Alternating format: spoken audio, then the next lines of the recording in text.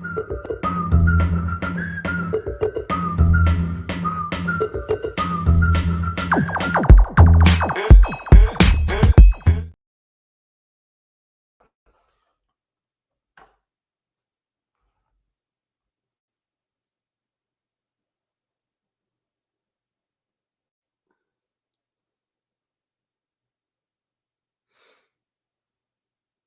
up? What up? What up? Welcome to Binge Worthy Podcast. I'm your host, G. Oliver, soon to be joined by my co-host, Nate Towser. Where you at, buddy? Got a lot going on. Just had the Golden Globes. We just had the Critics' Choice Awards. Saw some winners, saw some losers. We're gonna be talking about YouTube and its impact on popular culture. We'll talk about a few of the things we're watching currently. And yeah, hopefully we will land on something that y'all been watching. If you watching, you pop in the comments, tell us what you've been watching lately. And if Nate and I have seen it, we'll go ahead and comment. I'm a big Anne Rice fan, so I've been checking out. Interview with the Vampire, which is really good. But now they got the Mayfair Witches, or the Witches of Mayfair. First two episodes premiered Sunday night, I think it was. What else is out right now? The Last of Us, really good. If you haven't seen The Last of Us, check it out. If you're a zombie film fan, definitely want to check out The Last of Us, based on a video game. That's really good. So we're gonna be talking about a couple different works. As soon as Nate gets here, we will knock it out the park. He's having a little bit of technical difficulty. Yeah, what's up, man? We hear you. Having some technical type of 2023 is really showing his ass. coming out the gate. Coming out the gate. So we welcomed everybody.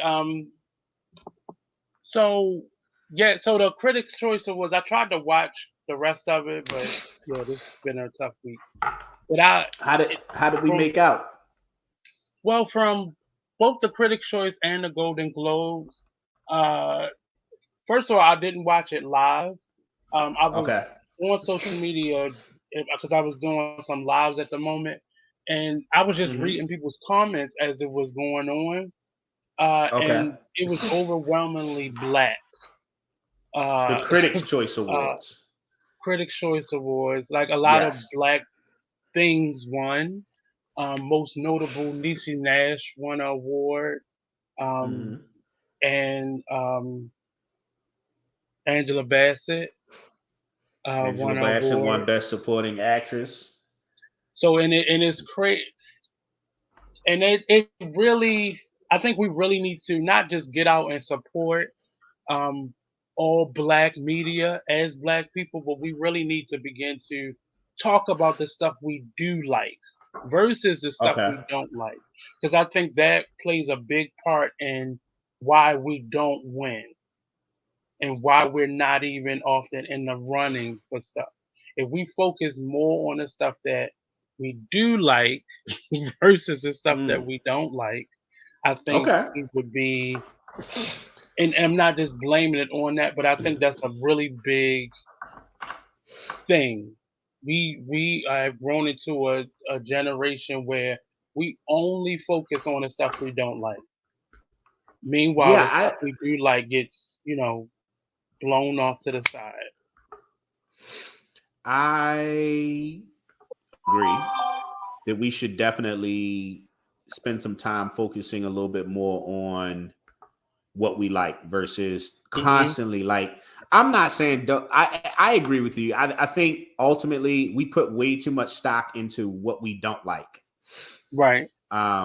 Way more than we should. I don't ever want to get to a place where we feel like we can't discuss or have a real discussion when we don't like something. But it shouldn't monopolize the conversation. and especially Right. when we talking about our stuff, right? Yeah. Because it's already, I think, by default, a lot of times, not always, but in most cases, our stuff is gonna, it's only gonna have the benefit of us. It's gonna be a lot. It's already under the behind the curve, so to speak, in my opinion, because I don't, like uh, when something is labeled black, I Hmm. think that tends to be who it attracts. Um, Right. Outside of a few areas, like obviously, black music, I don't think has that problem. But I don't know if film has really broken that barrier yet. So a lot of times when it comes to film, when it comes to theater, certain Say that part performance again. You don't really think it broke the barrier. Why do you say that?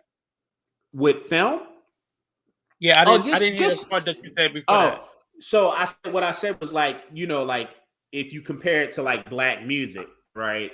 Um, Hmm. I don't know if film has broken that barrier yet. Um, and the way that music has. Really? And I say, and yeah, and I say that, and I'll tell you why. I think because we've known now for Hmm. what the past decade and a half, maybe a little bit longer, that when you start talking about like hip hop, rap, R&B, a lot of the stuff that sells to the most is not the stuff that it's not us that are going out and buying this in droves, right?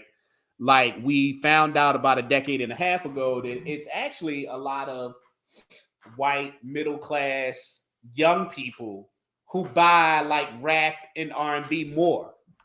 Hmm. Um, but then when you look at a film like, say, just for instance, off the top of my head, like a film with an all black cast, like a Best Man or Best Man Holiday or the upcoming show, when you look at those demographics, right? Like it's all us. You know what I mean? Like we Yeah. overwhelmingly support that stuff. So when you think about the fact that we only make up about 13% of the population, if film is not seeing the type of buy-in from other races and cultures the way that the music has, then film is by default always operating from a deficit, so to speak. At least when you try to compare it or you want to put these films up against their other, their counterparts, right? So like you take a film like The Best Man, which could be comparable, that would fall into like what? Your your um your romantic comedy Yeah. genre. And then when you look at like the romantic comedy or you compare The Best Man to some of like the better or more well-received films in that genre, you see there's a huge difference in the demographics, right? Like a bunch of white folks, I don't think are running out to see The Best Man. Whereas I think a good number of black folk might go see something like How to Lose a Guy in 10 Days,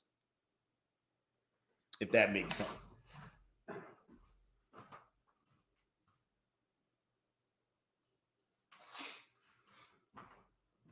Nate, you still there? Uh-oh, look like we lost Nate. All right, so why don't y'all hop on? Tell me what you think. Do you think that black films or films that are predominantly cast with black folk have a fair shot at the box office, or do you feel like it's a little bit even? Tell me if you think I'm wrong.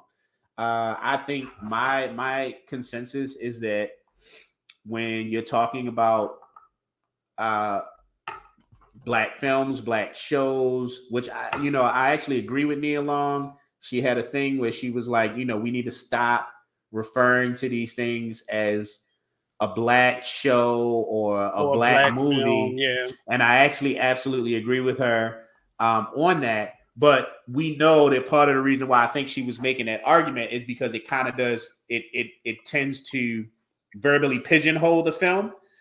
But I think that Hmm. the reason why it verbally pigeonholes the film is because the film is in fact pigeonholed by the fact that you don't have a lot of non-black folk that are running out to support um, films that heavily, or almost exclusively are casted with black folk. I That's and the the unfortunate part reality right now. I agree with you on one side, but on the other side, I'm watching stuff be streamed. I'm looking at comments, and even when they're doing interviews, you can Hmm. normally tell how mainstream a movie is based on like what talk shows those people go on. So you Okay. can now starting to see a surgence of it because a lot of those black quote unquote black films are now on streaming networks.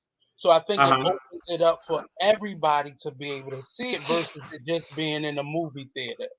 But do So people watch it though? See, because yeah, my I my think I my my my my concern is this, right? Like, mhm, especially now. Okay, 10 years ago, I think our movies were coming out far and few between. And then I don't even know if that's true because we kind of had a renaissance. Like if you think about like 10, maybe 20 years ago, where we had, like The Best Man and Brown Sugar and Love and Basketball kind of all coming right one behind the other. But in 2023, right? Like, mhm, and I'll use myself as an example because I think, like I think we all share in this a little bit, right?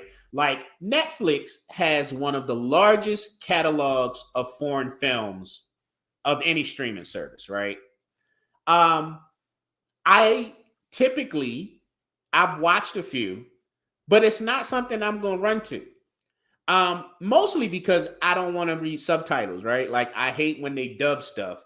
Most of them are not dubbed anymore; they're subtitled, and I have my reasons. Like I don't have a problem with reading subtitles. I just like if I have to really kind of sit there and like read the film while I'm watching it, I mhm. feel like that's something I need to do when I'm sitting up. Like I can't. It can't be like when I'm like settling in for the night. You know how you put stuff on when you kind of settling in. But for whatever my reason, right? Like that's my main reason. I think is that I don't really particularly watch foreign films. It's very it's very intentional. Like I have my reason and I don't do it. So my thinking is like if you won't go see a movie because you have classified it as a black film or you just know that it is primarily featuring black people, that to me would be an intentional decision. So I don't see you changing it up just because it's on a streaming service. Well, the reason and the only reason I disagree with that, and it was only until I began to meet people from other countries, and I have friends that now live overseas or friends that I've made doing radio, whatever that I've interviewed, and I'm now friends with them. And I've realized how big our culture is over there, especially black culture. We see that with Asian culture and how a lot of our, like you said, music, but also our film, our character actors are big overseas. I think the problem is still here in the United States, things have not integrated in terms of what people like. But even so, I still think a lot of our films have always been they found a way to make them, whether it be convincing, say, a white production company to do it, or Mm-hmm. typically that's what happens. But now we have more black production and producers out here. So now more of our stuff is getting greenlit, even if it's not on a big budget scale. And I don't think many things are even being done. Even non-black movies are being done on big scales anymore. Everybody wants to do the least and get the most.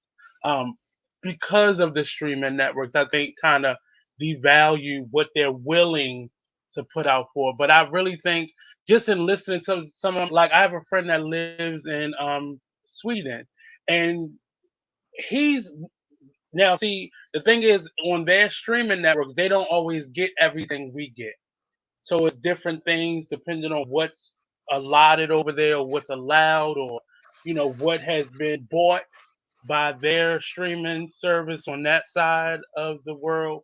But a lot of the stuff that we have, they are like my friend. He's very big on it, and he's not from America, never lived in America. So it to understand it, like you still are getting it's getting across, but I just think here it's just still not commercialized. And like Mm. you said, all throughout the '90s, the '80s, the '70s, our films were being made. The 2000s, definitely the 2000s. But now there, because there's so many more outlets for people to the idea of podcasting has really made a lot of people who would never have gotten seen. And I saw that with the Miss Pat show. A person like Miss Pat would not have been um, in like maybe 10, 20 years ago, because it would have been Monique at the top. And then 10, 20 years before that, it would have been Thea. So it would only been room for one. But these streaming networks, podcasting, and just um, all these options have opened it up for people to be able to do it. I definitely agree with Nia Long. We really need to stop calling stuff a black film. Now I'm on the fence with that because I'm very prideful of calling it that, but Mm. to separate it, I don't like when As am other I. people do it. As am I. I actually I get her argument. Mm-hmm. Um, but I also, I do have a sense of pride when I'm thinking about a Mm-hmm. film. It's a black It film. feels like when And other what, people are doing it, that's when it feels like right. it's a big That's when it problem. feels a little off, right? Right. Um, Because they're automatically putting it in a class over here, and it mm, just does something to our work. Prime example, and this is I mean it's still art, but the new Martin and Coretta sculpture. Now we watched this go all over the internet, and everybody has their opinions, and it's right. very reminiscent of the young lady Amy, and I can't remember her last name, who painted Michelle Obama's first lady portrait. Same thing Yeah. happened to her. We bandwagon on something we don't like, we don't understand, we don't support, we don't, and it was a couple other things that they could have been remarking on, but they didn't like it.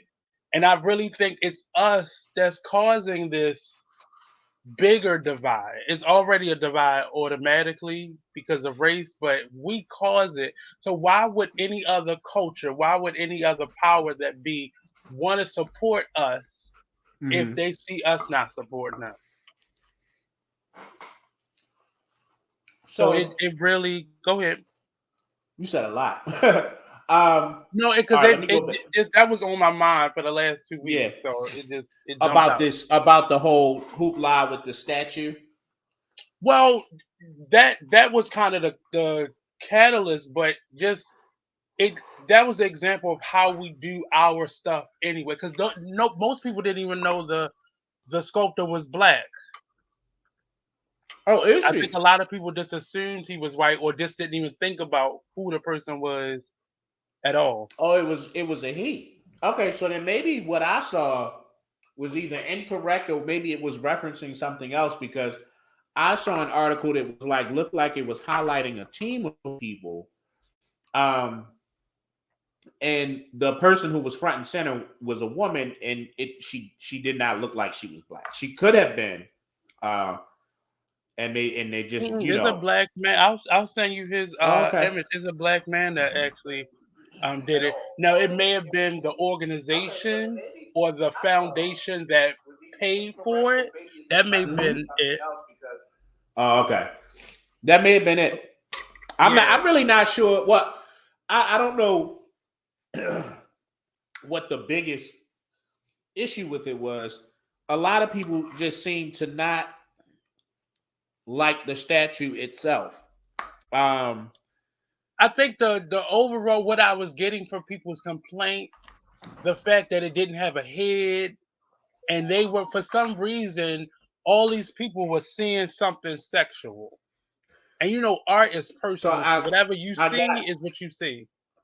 yeah. So I got a little bit of that. Um, yeah, I got a little bit of that definitely. Uh, but yeah, I just the biggest takeaway was that just people didn't like it. But you're right. Every time we don't like something, it becomes like a whole thing. Right. A whole And thing. without any understanding of what it is. And I started to see that in the beginnings of, say, a lot of the black things that were being produced a couple years ago, and now it's starting to be the standard. So people are getting it more. Mm-hmm. Or when black people step outside of the comedy, drama, Mm-hmm. situational comedy type of realm and go into, say, horror or sci-fi, or if these things was made maybe like 25 years ago, it wouldn't be Uh-huh. as popular, in my opinion. Hmm. That's interesting. This is based off of what people like, and I don't know, but I get back on the topic of just why we. I don't even know what the question would be. So why do our films not? Why are we seeing this surgence of black excellence in terms of Mm-hmm. award giving and kudos giving now and not before? Like, what was different about our work before? Was it Freddie Well, Gray? Was it the well, subsequent well. If murders you and if you such? look, I you know I look at okay. So like, if you look down the list of black folk or just people of color in general, Hmm. um, so you got Angela Bassett, right? And Yes. Angela Bassett could have won these awards, what, 10, 12 times over easy. Okay. And the only one she ever won for was "What's Love Got to Do with It." Mm-hmm. So this is the movie, though, I think, and that's ironic because I feel like when you think about Tina Turner and particularly her genre of music, those are probably Angela Bassett's two biggest crossover films and films that would have appealed to white people just like it appealed to black folk. Black So what Panther about the Jackson and Five TV movie, or well, the Jackson um, 5 was a TV movie which was really good, but I mean, how often do you see outside of what is it um there's but one that would that's have like been the Emmys. specifically That for would have been a television, right? win for Like the her in the Emmys. Emmys. Yeah. Sometimes I remember the Jackson 5 movie. I remember Angela Bassett being Angela Bassett, like putting up a phenomenal performance. Hmm. I don't remember that movie being all that great though. Like in terms of the performance, I thought it was great to see their story. But if I remember correctly, I feel like that Jackson 5 movie, it had like a Lifetime feel type of vibe to it. Like When you when sometimes I you think when that you when you Go ahead. sometimes I think that the way that the film is perceived, or the how do you say, the reception to the film plays a part. If that makes sense. Like, I Well, don't know, like I well, if can you think of a movie where someone won an award and it was genuinely like people genuinely like that it wasn't a good film?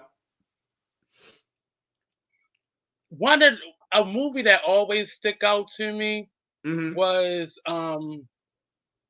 I think it was called Love Struck or something with like Cher With in it. Cher And I remember never watching that and movie. One, because I was too young when it came out.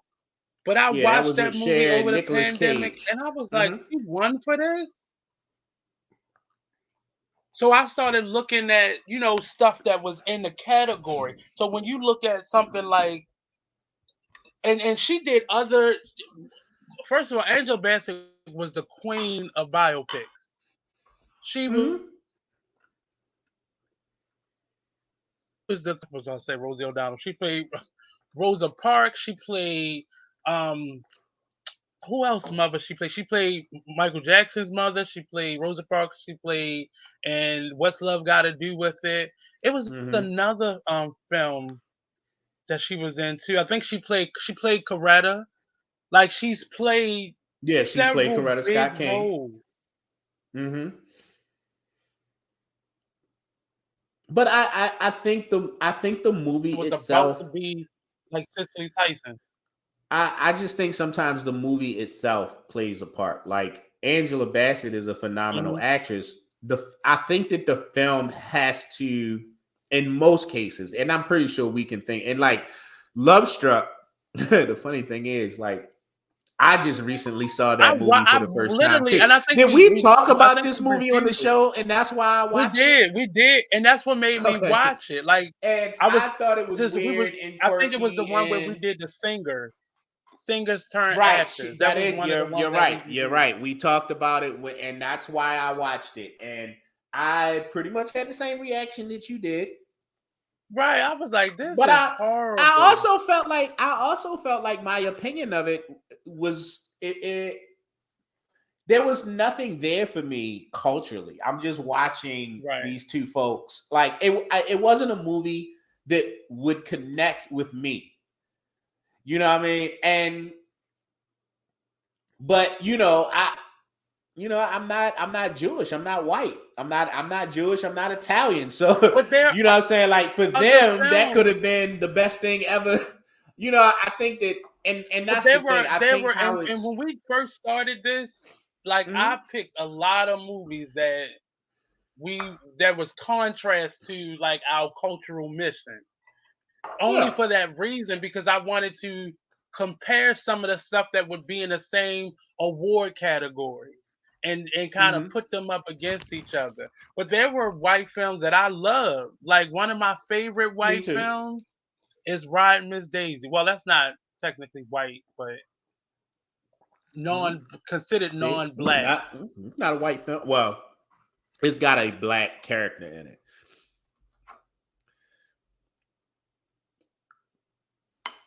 What is her That's name? really the I only cannot remember difference. anybody's name right now. But fried green tomatoes or Hmm. steel magnolia, like I like like stuff like that when it's snowing or raining. I like watching stuff like that. But Hmm. I'm not angry at where we are right now, but Yeah. I still question how is it right now. And I don't think the Hmm. films that are being made right now are any better or worse than what we've Well, listen, always listen. I don't know. Listen, let me just point out a couple things. I don't know if it has to be like artistically better, right? And also right. that's subjective, right? Like that's an opinion. But I will say this, right? Um, let's if you talk about it in terms of all right, if a movie does financially well, that just means a lot of people went to see it. A lot of people showed up, dropped their dollars to go see it. It doesn't necessarily mean that it's the greatest thing in the world. It does say something.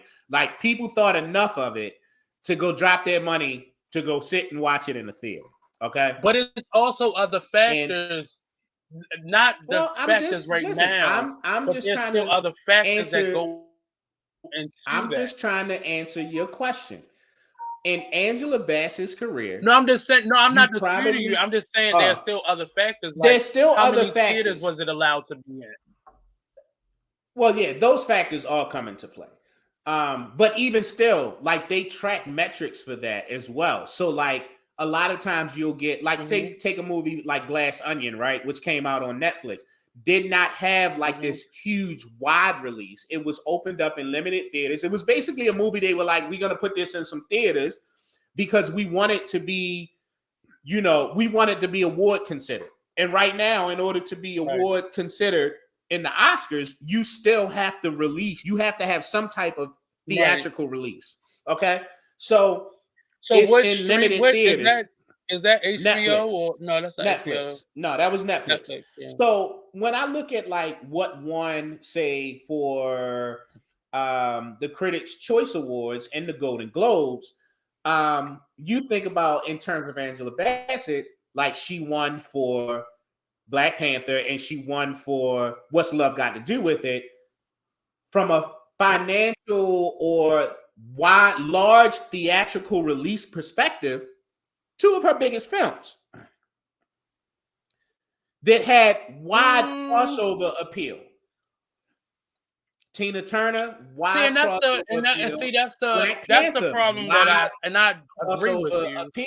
So but here's the thing. I think that is my issue because what's the issue? ultimately some of these awards, I know certain factors go into them, but at the Mhm. same time, I wouldn't say those were her best movies or probably even her bigger movies I wouldn't because say that again, they she were her was. best performances. I don't even Like think so. I think her best. What about the I think series so. that she So was in? when she played the Jackson's mother, I think that was like one of Angela Bassett's defining performances. And that would But have been you that really can't probably was compare one of that the biggest things movie. that she's done because that was more crossover than anything. That just because we all like Michael Jackson, don't mean that that movie was the biggest thing she's done. It wasn't. Yeah, but I'm sure that played a big part in how popular it was. Well, it played a big part, like because it was the Jacksons. Right, that's what I'm saying though. So that would have gotten, and I'm not harping just on that one film. Like that's the only other thing that she did because she just did the series. What's the name of it? And The was this a TV film? series. Well, film. I'm speaking across the board because these award shows go across spectrums, not just Mm-hmm. film. But she's done TV work, she's done film work, she's done theater work.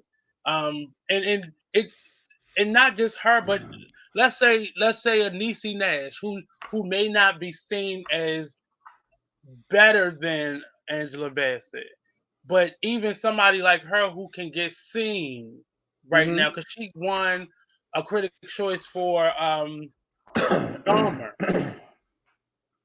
But it's things that I think I don't know the factors anymore. Like the factors right now are being muddy, and I think only because we have all these other options for people to be able to see things. Because even if it's in a limited amount of theaters, that's simply to get them qualified for an award. But now Mm-hmm. more people are being able to see things that it's like if you click on Netflix, you're able to see something more. Because I've watched stuff because it was on Netflix that I would not have scrolled through cable to watch. Mm-hmm. Like I just wouldn't have. I probably wouldn't have had the time to see it if it came on cable, or but because now I have an option to see things, I think people are able to watch more than what they would normally watch. Right. So I'm thinking that's why people are being noticed more now. Other than I'm going to the movie theater and I got to choose between what I really want to see and this other black thing over here, and Right. the price of a theater ticket, or all those factors, and toppled with that, some of those films was not nationwide films or even international films. Which So okay. And see, I just don't remember I don't remember the movie itself or the series because it was a series.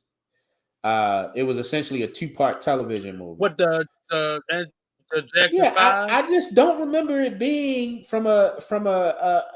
I just don't remember it being all that great. It was just a biography. It was like this is what happened to the Jacksons. I don't remember it being particularly like mind-boggling. I think because It it was was very well entertaining. received. I It was think it was very well very watched. It entertaining. was entertaining, and it Hmm. got nominated and looked like it actually did win some awards. It an Emmy Award for Outstanding Individual Achievement in Choreography. It was nominated for Outstanding Individual Right. Achievement in Hairstyling for a miniseries or a special. Outstanding miniseries and outstanding sound mixing Hmm. for a drama miniseries. So it got some technical nominations and awards. Right. But yeah, I don't remember. I remember I watched this show, this movie or two-part movie. It's actually a mini series. I've watched it quite a few times. I would not. I mean, I understand why it was a television series and not a full-fledged motion picture. I get that part. Right, because it was You know too what I mean? much. It Like, would have yeah, been no, way I too don't long. think too much. You can absolutely like if you're sitting there, yo, like trust me, people would sit in the movie theaters to watch a 6-hour, two-part, broken up into two-part Jackson story. Especially considering that the whole second part was all about Michael. Like people would sit in the theater today to see Well, that. I think they people would have definitely did that, but again, the industry was thinking for us again. Like nobody's gonna want. It was more rules that went into what would be a movie or what wouldn't, and what people would want to watch versus what they I wouldn't don't want know, to watch. man. I think those You movies. know, I it listen, just yo. a I lot went think into it. you have test audiences. You have all types of tools to determine like where your film fits on a quality level. I don't know if you on your mic or what, but your volume keeps going down.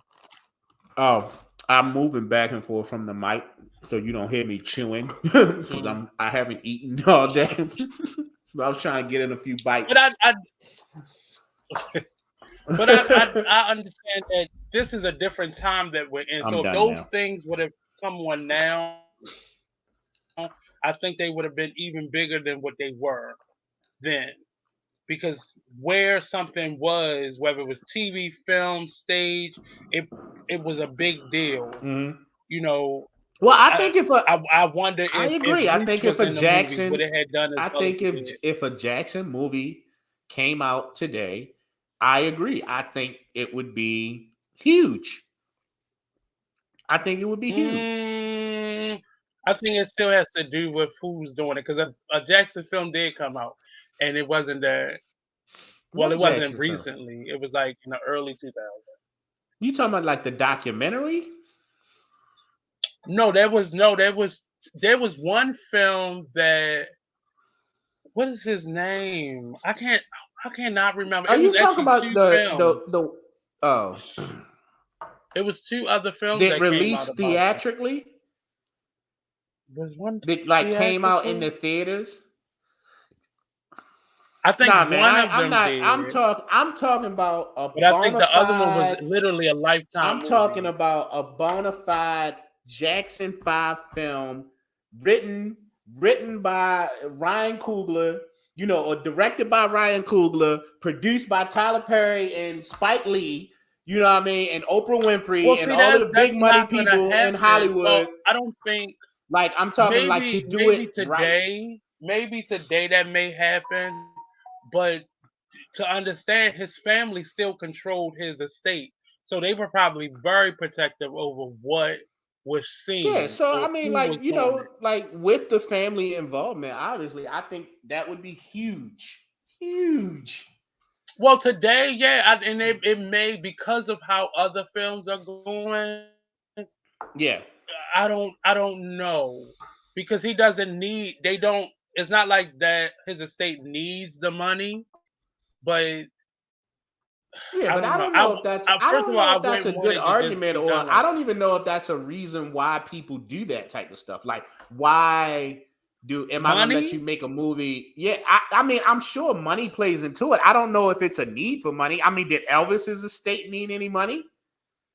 Like, I don't know the personal. Like, No, but I think again, that's were there crazy to any get other into films? There were no other films done about him. So that about was something Elvis. that's been done recently.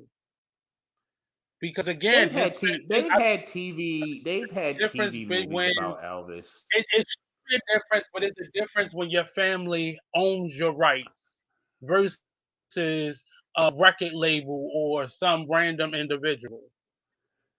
Because Well, we're I'm seeing the pretty exact sure opposite Elvis with say family Whitney owns Houston, his rights. where her With family and who? friends are just making films. Because no one owns the rights.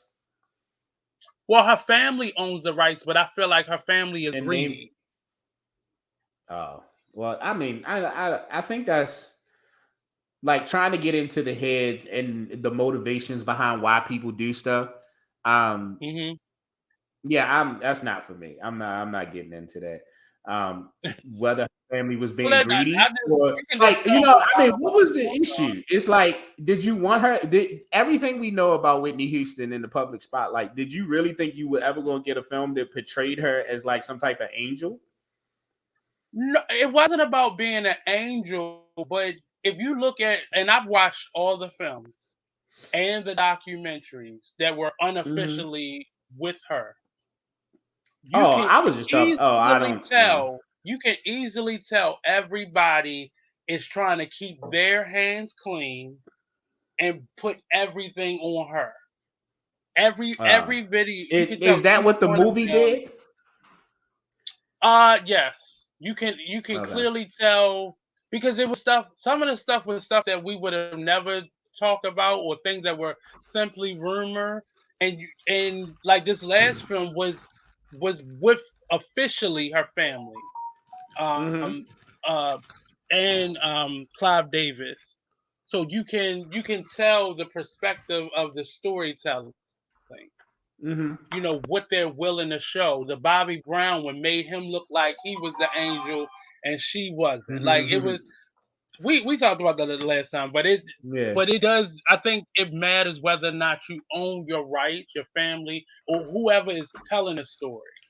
And often you can tell a difference between when a family owns an estate like Elvis, where his image has not necessarily his image, but what is owned by his family and his estate has been taken care of, versus a Whitney Houston, or uh, and it's not any other big ones like that.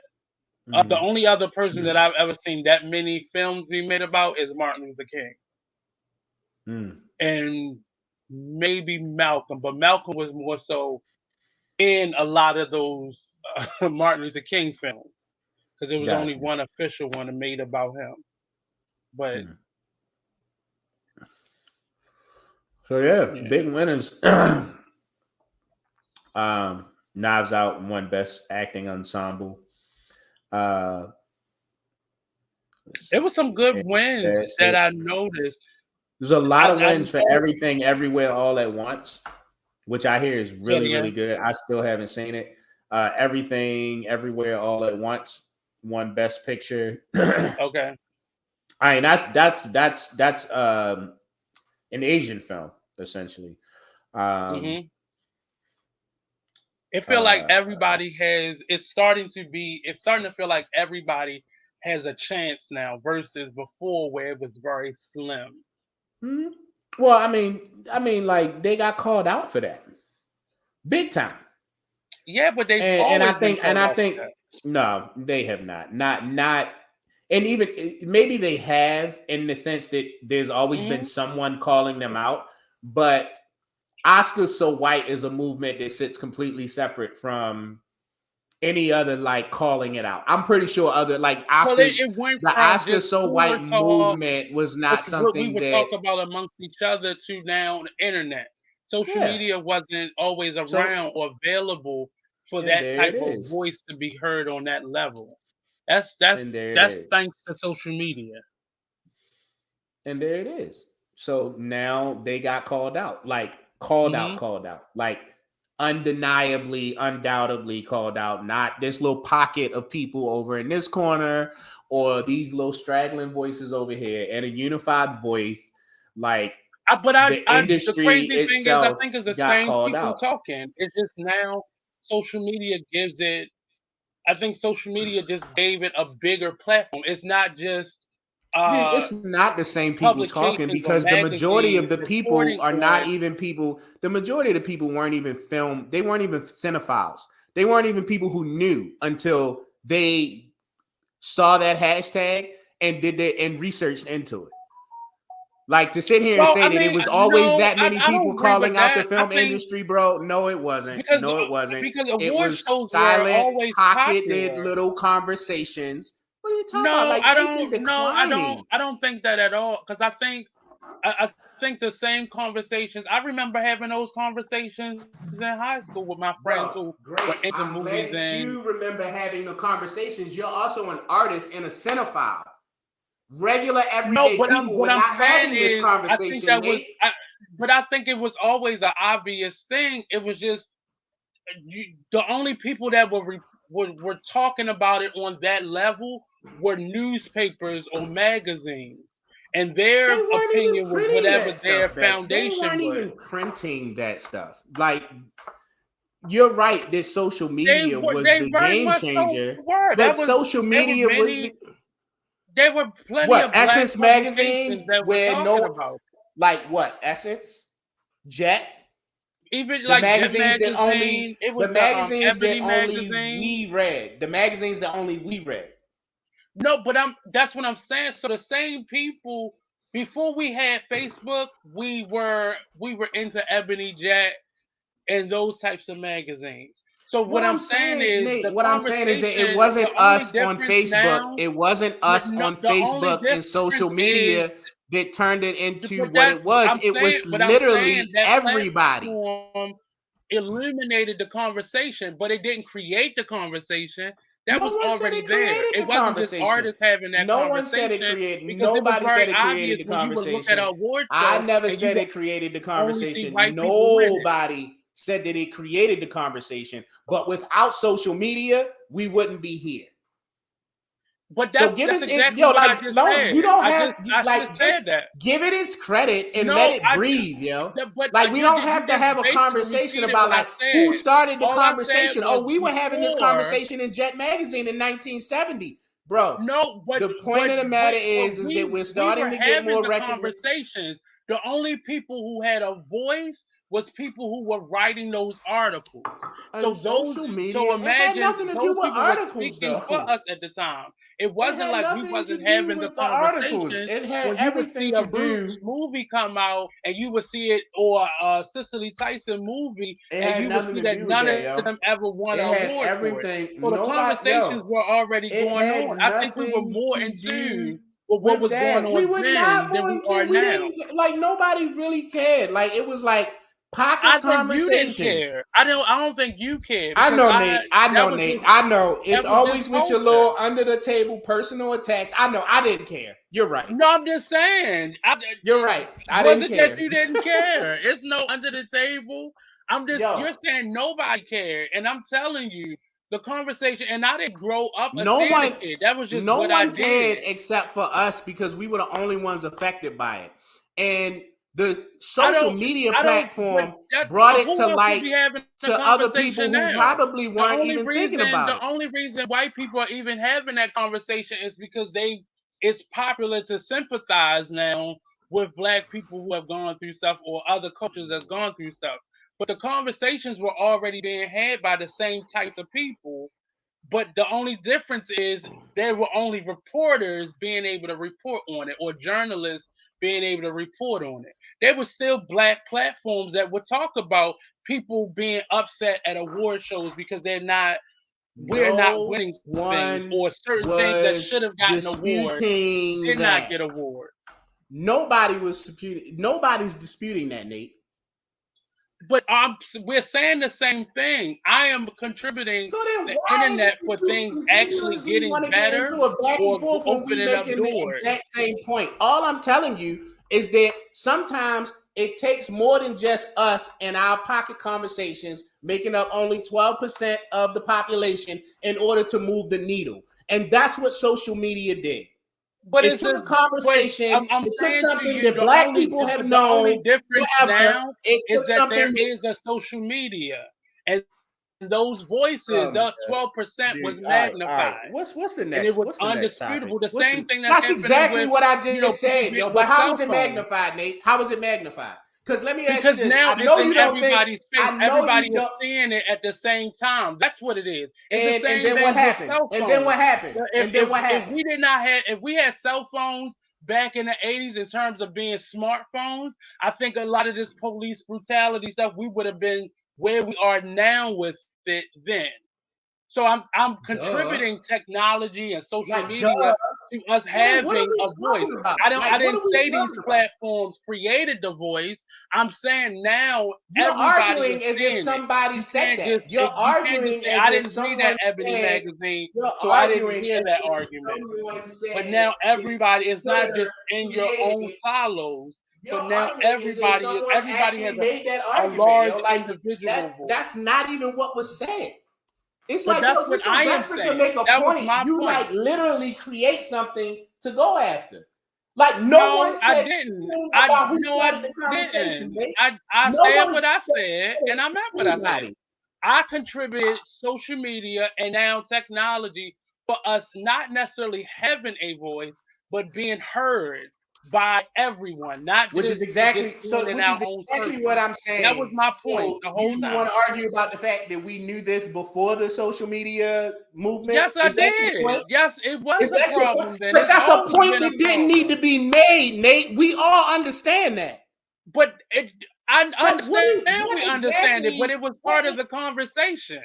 And I it wasn't. simply You made it a said part of the the only conversation for reason I feel that absolutely things are no moving reason forward whatsoever. is because now we have a collective and large individual voice, not just in Jet Magazine or in these little spaces where we were talking Jet about the Magazine and same Ebony thing. Magazine were The large conversation has not voices. changed. Those were large voices. Those were very large voices. Very, very, especially in their heyday. Don't diminish that. Yeah, but there Don't was diminish that. excuse then. What There it was did was excuse it because brought the art. if you were white, you It didn't brought read it Ebony brought magazine, it brought allegedly. our issue. It brought our issue to the masses, and that's what changed it.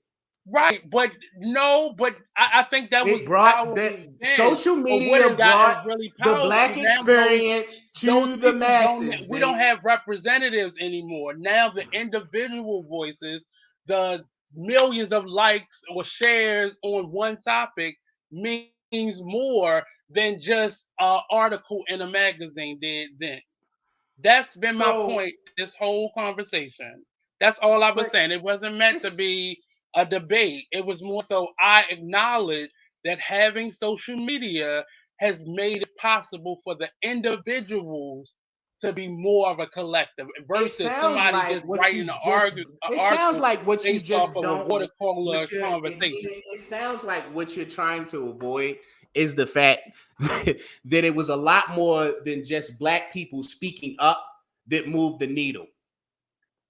And No, that's what I it didn't. I seems like wasn't. you're I'm not really avoiding trying to like anything. I'm not avoiding circumnavigate anything. is the Whoever fact was that having the because we already conversation. knew these But conversations that the 12 but if you so heard let me ask you what this, I Nate. said, Let me ask I you this, think Nate. Let everybody me was ask you a already question. having these conversations.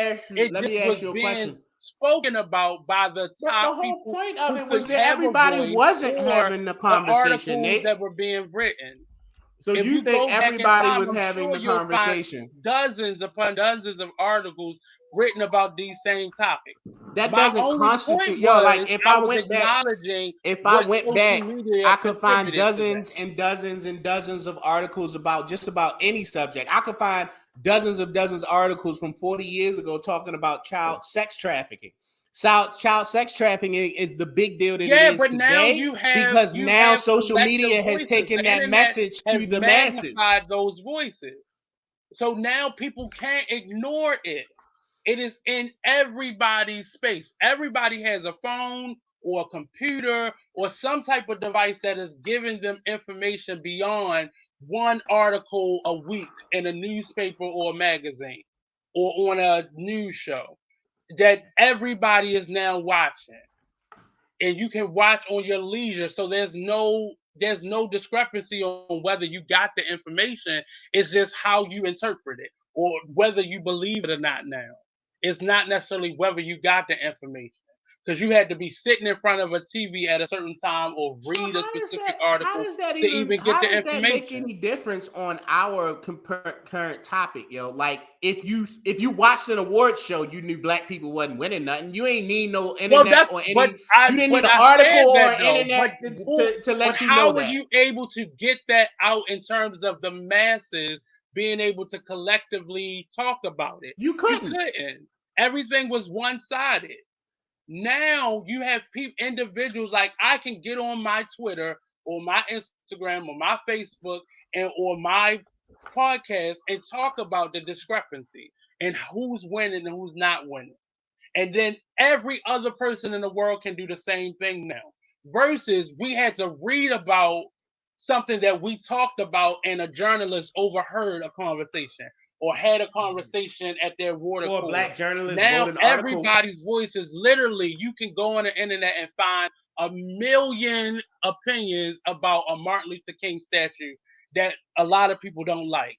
Versus it's something that was talked about, not read, not seen, not not being able to be reached. Now it wasn't just individual conversations, it's everybody on the internet being able to talk to each other about it. And it's being seen by the powers that be. So now that organization is not gonna make that film anymore, or they're gonna make sure that these films are saying uplifted. the same thing. It's like, yo, like all of that was understood from Jump Street. And I said that. Like I don't understand. Like all of that was understood from Jump Street. And but you were debating what I was saying. You haven't said anything new in the last. No, I wasn't debating at all. I was just telling you that it took that voice becoming larger than us to move the needle. And I didn't disagree with that. All I was saying was the conversations were already being had. It sounds like you have a different idea of what. I said the only difference was now that people have an individual voice now, and we don't have to rally. You said the only reason they do it is because they like to gain sympathy. But the truth of the matter is, I don't know if 12 million of us pointing out that injustice, if it was just us, I don't know if it would have moved the needle. I think eventually it would have had to. I don't think, because I don't think 12 million people on the internet is enough. I don't think 12 million people on the internet is enough to make an entire industry shift gears. Technology, and we can. I think 50 million people, 100 million people can do that. It would have gotten to this point anyway. Like where we are why would because you of advancement or technology or social media. That's the only reason we're here right now. Because if none of this stuff had been invented or being utilized, we would still be in a space where that's the beauty of the internet, is that marginalized voices are having a time. That's one of the biggest That's one of the biggest benefits of the internet, is that it gives voices to marginalized voices. Well, and that was my whole point in this. So I think this would not have happened without this level of technology. Because before, nobody was arguing against that. So why were we debating? My point. That's Nate, it. why were we debating, Nate? Because of you. What do you mean? Go deeper. You were disputing everything that I was saying. What? Okay. What did I dispute, Nate? Hold on. We're gonna get to the bottom of this. What did I dispute? Everything I was saying. So I disputed that the internet was the reason why the voices were able to be magnified. I disputed that because all you kept saying was, "Why did that need to be said?" And I was just making the point based off of what we were talking about. It wasn't an argument that I was making. It was just, I was clearly saying technology has allowed us to have a voice. I never disputed that. Did not have before. I never disputed that. But I didn't feel like I want you to go back and listen, and I want you to tell me where I disputed anything about technology. Oh, I never said that. I never said that. I want you to go back when we get done. I want you to listen to this, and I want you to tell me where it was even implied. Like, why were we arguing? Why were we debating? Or why were you stressing to make a point? Why were you stressing to make that point? But it wasn't stressing to no one on this show said anything about social media creating anything. No one disputed the fact that it amplified the voices. So what point exactly were you trying to make? What point were you trying to make? Simply that the internet has magnified our voices. We agreed on that. We agreed on that. No one disputed that. What else did you? What else did you say? Make before. That was No my one point. disputed that. No one disputed that. I never said that you disagree with me. All I was making a point was based off of what we were talking about. Because nothing, the conversation isn't new. It's not new. It's No only one difference disagreed with is that. now I can actually talk back to the news. Like literally, the news is now live streamed. So I can literally be in their comment section. Versus before, the news was just talked at me or a newspaper article was just written.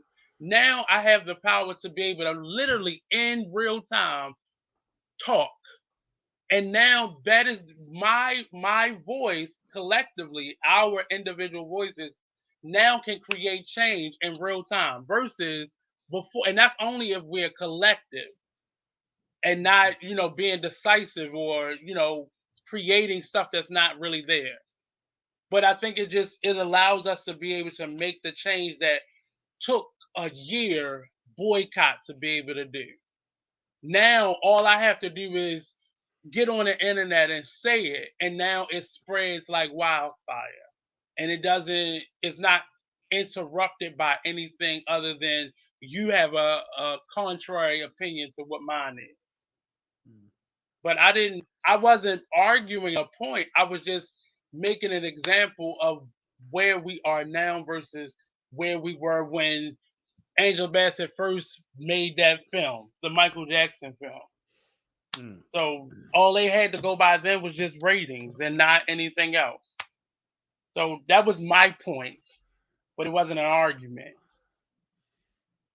It was an unnecessary point. It was a point that you just had to go back and make because I don't know, you wanted to hear it. No, It was we're already comparing the implied. movies. That's it. Well, And I was like, saying the reason why it would you done be gone back more too far popular in the now versus conversation. then. That was what my perspective is. I don't know if you heard that. If it was a good film, it would have been more popular now. Well, yeah, I think any other Golden Globe or Critics' Choice? Well, catch your the only eyes. one, Ruth Carter won again. The only film that I was on the fence about, and a lot of people I see share the sentiment, was for Dahmer, and all the films that he made, because it's just part of it is you have to look at the art, like them as actors. But when you know what the story is, just like the Elvis film that came out, it's kind of hard to understand how it could even be a story. But it's a popular story, it's infamous, so why not make a film about it? So a lot of people were not so much saying it shouldn't be a film, but how do we award this man's story? Like, how do we give that? Well, they awarded it because he won. Well, I mean, the actor won. Yeah, that's what I mean. And we're able to see the difference, but some people are still conflicted in terms of the story itself. Like, are we like the same thing we do with gangster films? Like, are we applauding bad behavior, or do we need to look that deep into it? Should we even look that deep into it? Should we continue to make films about people who have done bad things? I mean, then we would never make films about people. Well, that was a lot of the conversations in the comment sections that I saw. Like, the stories have to be told, or if we're gonna nitpick like that, then we're gonna have to be comfortable with being like incredibly hypocritical around how we select and who we select for that type of treatment. Yeah, because everybody got skeletons in their closet, and I haven't seen Elvis. I have no desire to see Elvis. I'll be honest with you. However, I feel the same way. I did see a lot of the what reason do you not want to watch the film? Well, I don't know anything about Elvis outside of his existence in popular culture. Mhm. I don't particularly like his music. Like for me, it wasn't the type of music that I would really listen to. The few things that I've heard, I didn't really care for. Right. So for me, it's like, I know I'm aware of who Elvis is.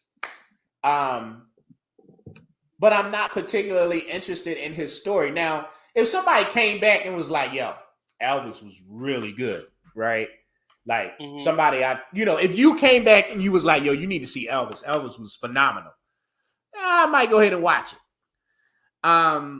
But just watching it for the sake of watching it, nah.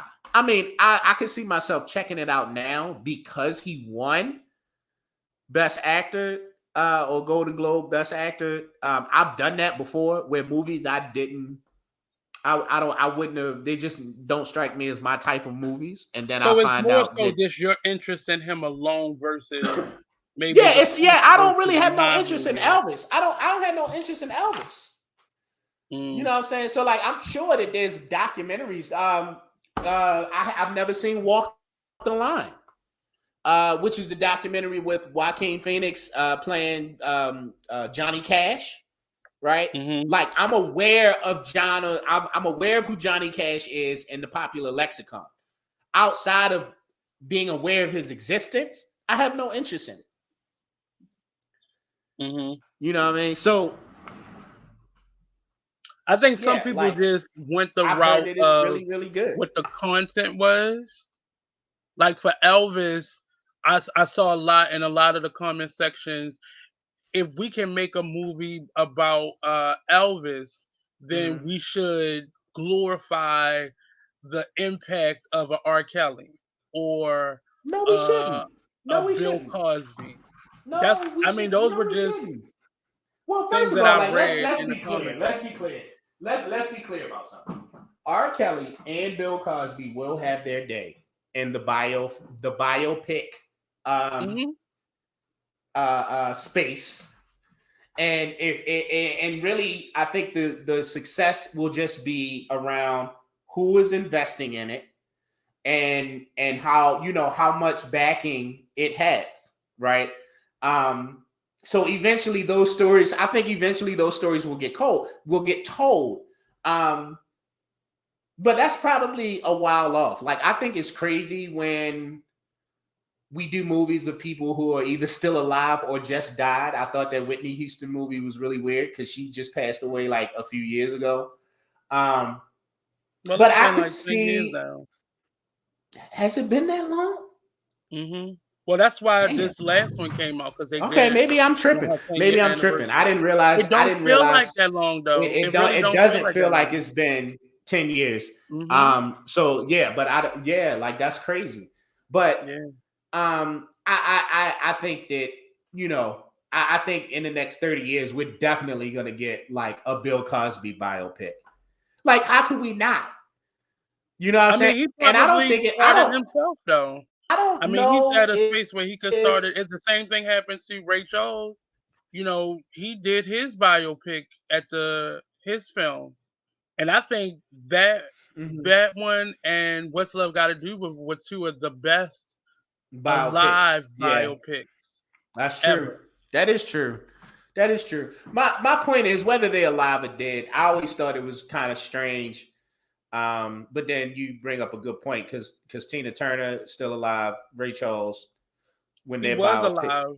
yeah, he was alive I when think his he died biopic right came out. after it came out.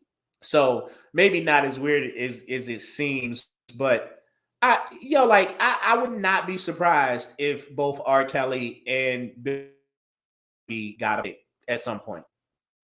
Surprised. Well, I think the Think R. that Kelly one is their going to be a little bit stories. difficult, I think but I Kelly's would think. be incredibly difficult right now. Hmm. But even there are I what story I would be interested in seeing when it comes to R. Kelly, like Which one? how he got away with that for so long. I would love to see the And story see, around that's the like part how that's what I think is everybody going to be around him difficult. knew. But see, because now you're talking and that's why I about, think and his that is going to you're right. be That would be very difficult difficult. because now you're dealing with other people's legacies. You're talking about Well, somebody who, it's too close to the case because if a film was to come out in the next couple years, all those people could Mhm. be prosecuted. So they would be the ones that be like, no, we need to kill this. We not making that movie. So yeah, I can see that happening. I can see that happening. Now Cosby, on the other hand, um, I still think yeah, he has a I bet section money of we the get a population Cosby. that are on his side. I will bet I'd be willing to bet money we get a Cosby biopic within the next 20 years. But I'm saying, and it's gonna be shocking because he Mhm. probably put it together himself. Because he's about to do I think he's planning a tour for this year. And I Mhm. just think he has a section of the population that still believes in him. Like Mhm. the Felicia Rashad type of generation. That's not joking him. Maybe, if they do feel something, they're keeping it to themselves because they see Mhm. both sides of the coin. But he has I'm sure if you go to one of his comedy shows, you're gonna see the people who would go Who out to would watch his support to go movie. out to watch him? Yo, but you know what, yo? Like I think most people would go see a Cosby biopic. Yeah. They just go it just And to I don't be think able to and joke I'm talking about it. about outside of, like, obviously I think that generation you were just talking about, I Hmm. think they're the most likely, and they like, I think they're shoe-ins, right? But I think people from our generation and even younger generations, who I think anybody Hmm. who has fond memories of the Cosby Show would go see a Bill Cosby But biopic. but I could tell he would have an audience just by how other younger comics speak about him. Like Mhm. all the controversy, they still making jokes or they're angry about it, but the reverence for what he's been able to accomplish creatively, they still Mhm. give him respect for that. And So the fact I that actually, mhm, so like that I agree with everything you're saying, but the funny thing is, yo, like, I think the reason why it's likely that we'll get an R. Kelly and a Cosby biopic is because the story is so salacious. yeah, Like, but it's just with the R. Kelly it's one though, it's gonna with be the R. people Kelly one, I think you pushing make a against it. valid point as to why it'll probably be quite a Hmm. while before we ever, like, certain statute of limitations probably would have to run out Hmm. Yep. before. So yeah, I don't see that being anytime soon. Yeah. But I definitely would be surprised. And here's the thing, yo, like, I have my personal belief is that, like, we are not honoring the deeds of these people by telling their story, right? Like, I don't know if, like, we're putting, like, I don't know, people treat it like we're okaying their behavior, we're honoring their behavior. And a lot of people had issue with Elvis because we know that he was older than his wife when he married Hmm. her. Um, which, I, back when that happened, that was much more of a common thing. Um, and I think that as a society, we need to be a little bit more mature about shit like that, because to just, some people who talk shit about R. Kelly, they're not talking the same. I'm sorry, not R. Kelly, but Elvis, around him Hmm. marrying, in, I think it was like 60s or 70s when they got married. Like, a lot of the people who shit on Elvis, I'd be like, yo, I wonder if you be shitting on your grandfather like that. Because that was a pretty Right. common practice back then, right? And as a Hmm. society, we've grown, or we transitioned to this place where that's no longer But acceptable. the And we should difference is absolutely. how we treat it culturally. That's why you'll always in many of these situations you'll hear a black man say, "Well, what about? But what about?" Because it's still even though that was a common practice, even in our culture, it still was like not now. The way people look back at it, it's still gross to them. We'll ignore it from other races because that's what we expect from them, but we still have Hmm. a, a, a certain expectation for us. And Right. being as though a lot of people are generations into a cycle of sexual assault or rape or Mm-hmm. incest or all those things, we're generations into the cycle of trauma. So it's still looked at differently. Even for me, it's not it's uncomfortable for me to know that it's okay. But it also lets me see that how we have to protect our own cultural things. And we can't just burn a legacy simply Okay. because someone did something wrong, because that's culturally, right now, if you look at Michael Jackson's estate versus Elvis's estate, his Mm-hmm. home Graceland is still intact. Graceland is still profitable. Is Neverland not? Neverland was sold within a year Uh-huh. of him dying. Well, actually, it was out of his control before he even died. Okay. So that's the legacy that I speak about. So when we throw away things simply because of somebody's tarnished history, not to say that we need to save it for them, but we need to save it for our sake, because much of our history has already been destroyed. So that's why we're not connected to a lot of the things. And I know this is totally off point of the biopic, but it says a lot. So that's why I said it would be valuable, even if in both R. Kelly's and Bill Cosby's biopics, the controversy is spoken about. But I want the legacy, like R. Kelly's catalog alone could be a movie. Just the songs that he wrote could be a Mm-hmm. movie by itself. I don't want that to be erased and only speak about the tragedy, because we don't do that with Elvis. We don't do that with Johnny Cash. We don't do that with these various people who have done the same types of things. Their Mm-hmm. legacy is still intact. And they talk about the stuff aside from that. But that's just me making, their history our history. You know, Mm. I'm waiting for the Martin Luther King film about him cheating. That's the one I'm waiting to see, but it has never happened because nobody wants to be the person who makes that film. In my opinion, I hope that's what the thing is. But Also, do we really want to make a film about rumor? well, I mean, there's proof that he was having an affair because they're Is tapes. there? Damn. I've never heard. Okay. Has anybody ever actually seen or heard these tapes?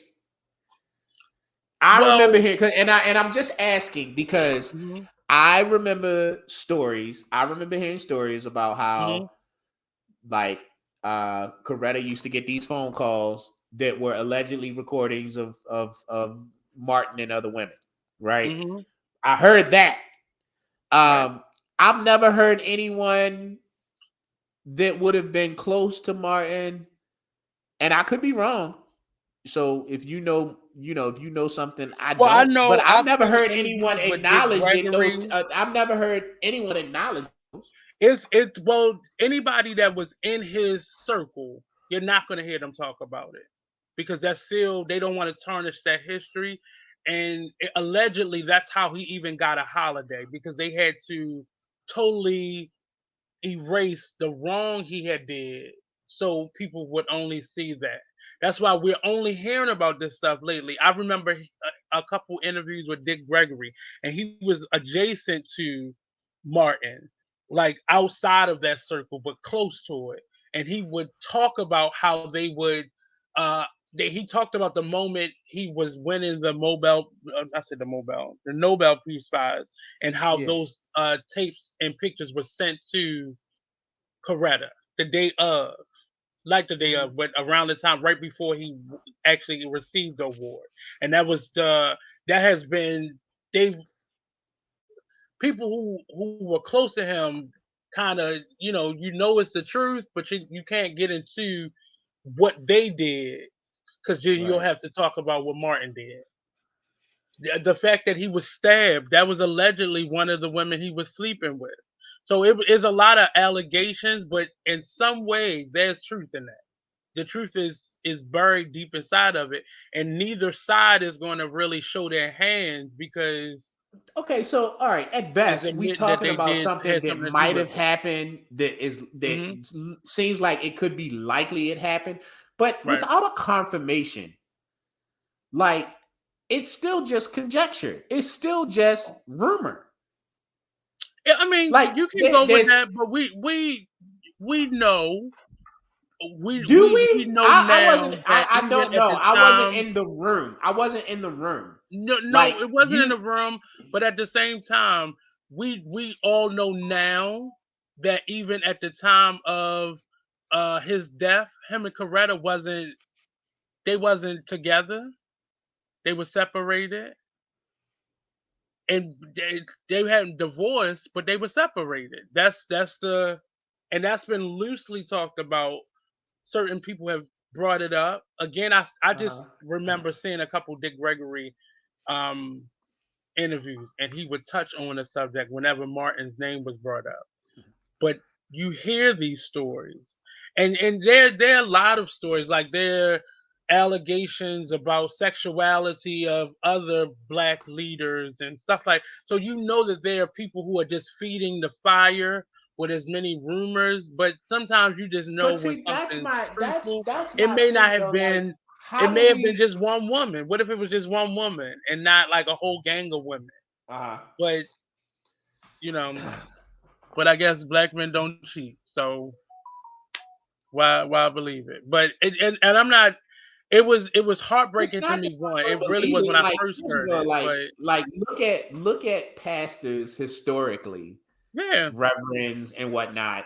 Like, hmm, if yep, MLK cheated, he would just become another reverend in a long line of reverends or pastors or religious figures right. who have shown that they are too human, right? But we Um, couldn't. But I'd understand at that time not being able to admit to that flaw because this man was considered the face of the civil rights movement. And we have realized and gotten confirmation that that the civil rights movement was very purposefully orchestrated. Whereas though there was a Rosa Parks that fit a better image than the young lady who had just happened to her a month before that. So mhm. we understand that, and now I just saw a Jamal Bryant interview, and he was talking about this. He said, "Now I can say that I had a affair, and that's why my wife left me." But he said, had I lived at that moment, being the same type of pastor, he said I wouldn't have been able to admit that because now not only am I infallible with my own congregation, but now the face of the movement is now the person who organized the March on Washington. You never will know his name, and that's only because of his sexual orientation. But that's just how things go, I guess. That's just how, they had to be perfect just so the mission could be accomplished, I guess. But, Uh, but I think that's a real. I'm interested in how a R. Kelly movie could be made, but I feel like it's gonna be just as salacious as Whitney Houston's story. oh, Everybody's gonna I have think an a R. opinion. Kelly, I think a R. Kelly film would be the most salacious shit to hit a theater. Uh, And isn't that it would be a unfortunate with controversial movie all the since the stuff that he Passion of the created? Christ. He created a whole genre of music, and with that, it's going to be overshadowed by Yep, and his choices. unfortunately that's what would make it probably a pretty damn good film.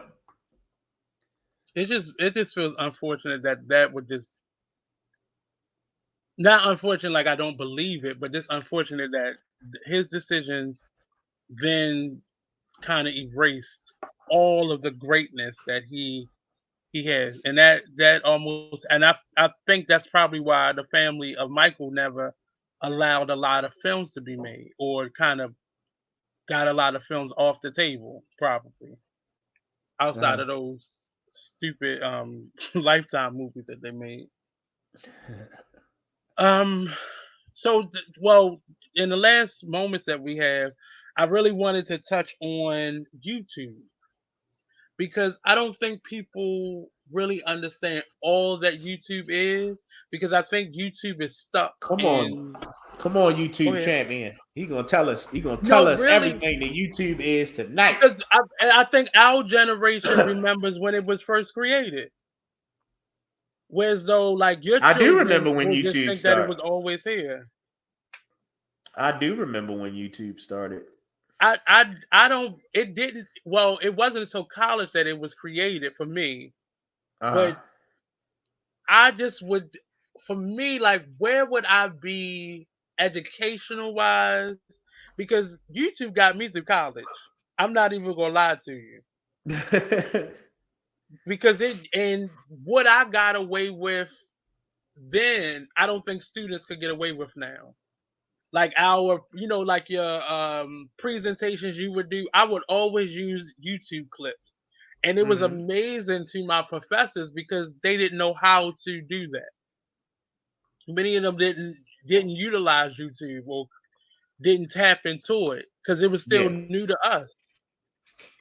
And I would talk a little bit and show a YouTube video. And I swear that's how I got through my history classes, a number of my English classes, when we had to do oral presentations. Any class that needed an oral presentation got a YouTube video. Mm. And even then, it was just so much. It felt like useless information, but it was just a lot of just people. Like, the nerds really went in the beginnings of YouTube because they would just post videos on hmm everything. Everything. I still recall I think you said one of your sons was having trouble with math, and I knew instantly about 5 channels that would be hmm perfect for a young person to get the concept of And I coding. sent him one. I sent him one. And I but sent him it one, and I makes think so he much he because checked it people have out. really utilized that for all the right and wrong reasons. But more so, if you have you ever got stuck on YouTube, You mean like like falling down going down a that rabbit rabbit hole, hole? Hell right? yeah. And it's so, but the stuff that you've learned, the random pieces of information has nothing to do with your K through 12 years. Nothing. Not one bit of it. No, It's a the lot of the random random, a information I lot of know. random stuff that I've learned it through reading. Because that's, I think, like for a long time for me, it was just I read everything. It's Hmm. almost a shame now because I don't read nearly as much as I used to. But I would go through Yeah. like a book a week at one point. Hmm. Um, but yeah, like YouTube is full of incredibly useful information. Um, But what I don't even understand how to categorize YouTube. You can't simply call it a streaming site, it's a but database. It's an yeah. information. It's an information database. Um, but like anything, you gotta be careful on this joint. On uh, YouTube. hell yeah, because What do you depending on mean by what that? you vet your sources, vet Oh your yeah, yeah. sources, vet your That's sources, the bad. especially when you're using it. And I think you have to vet your sources when you're using this as an education tool. Yeah, Um, definitely be mindful of like, where's this video coming from? Like, who made it?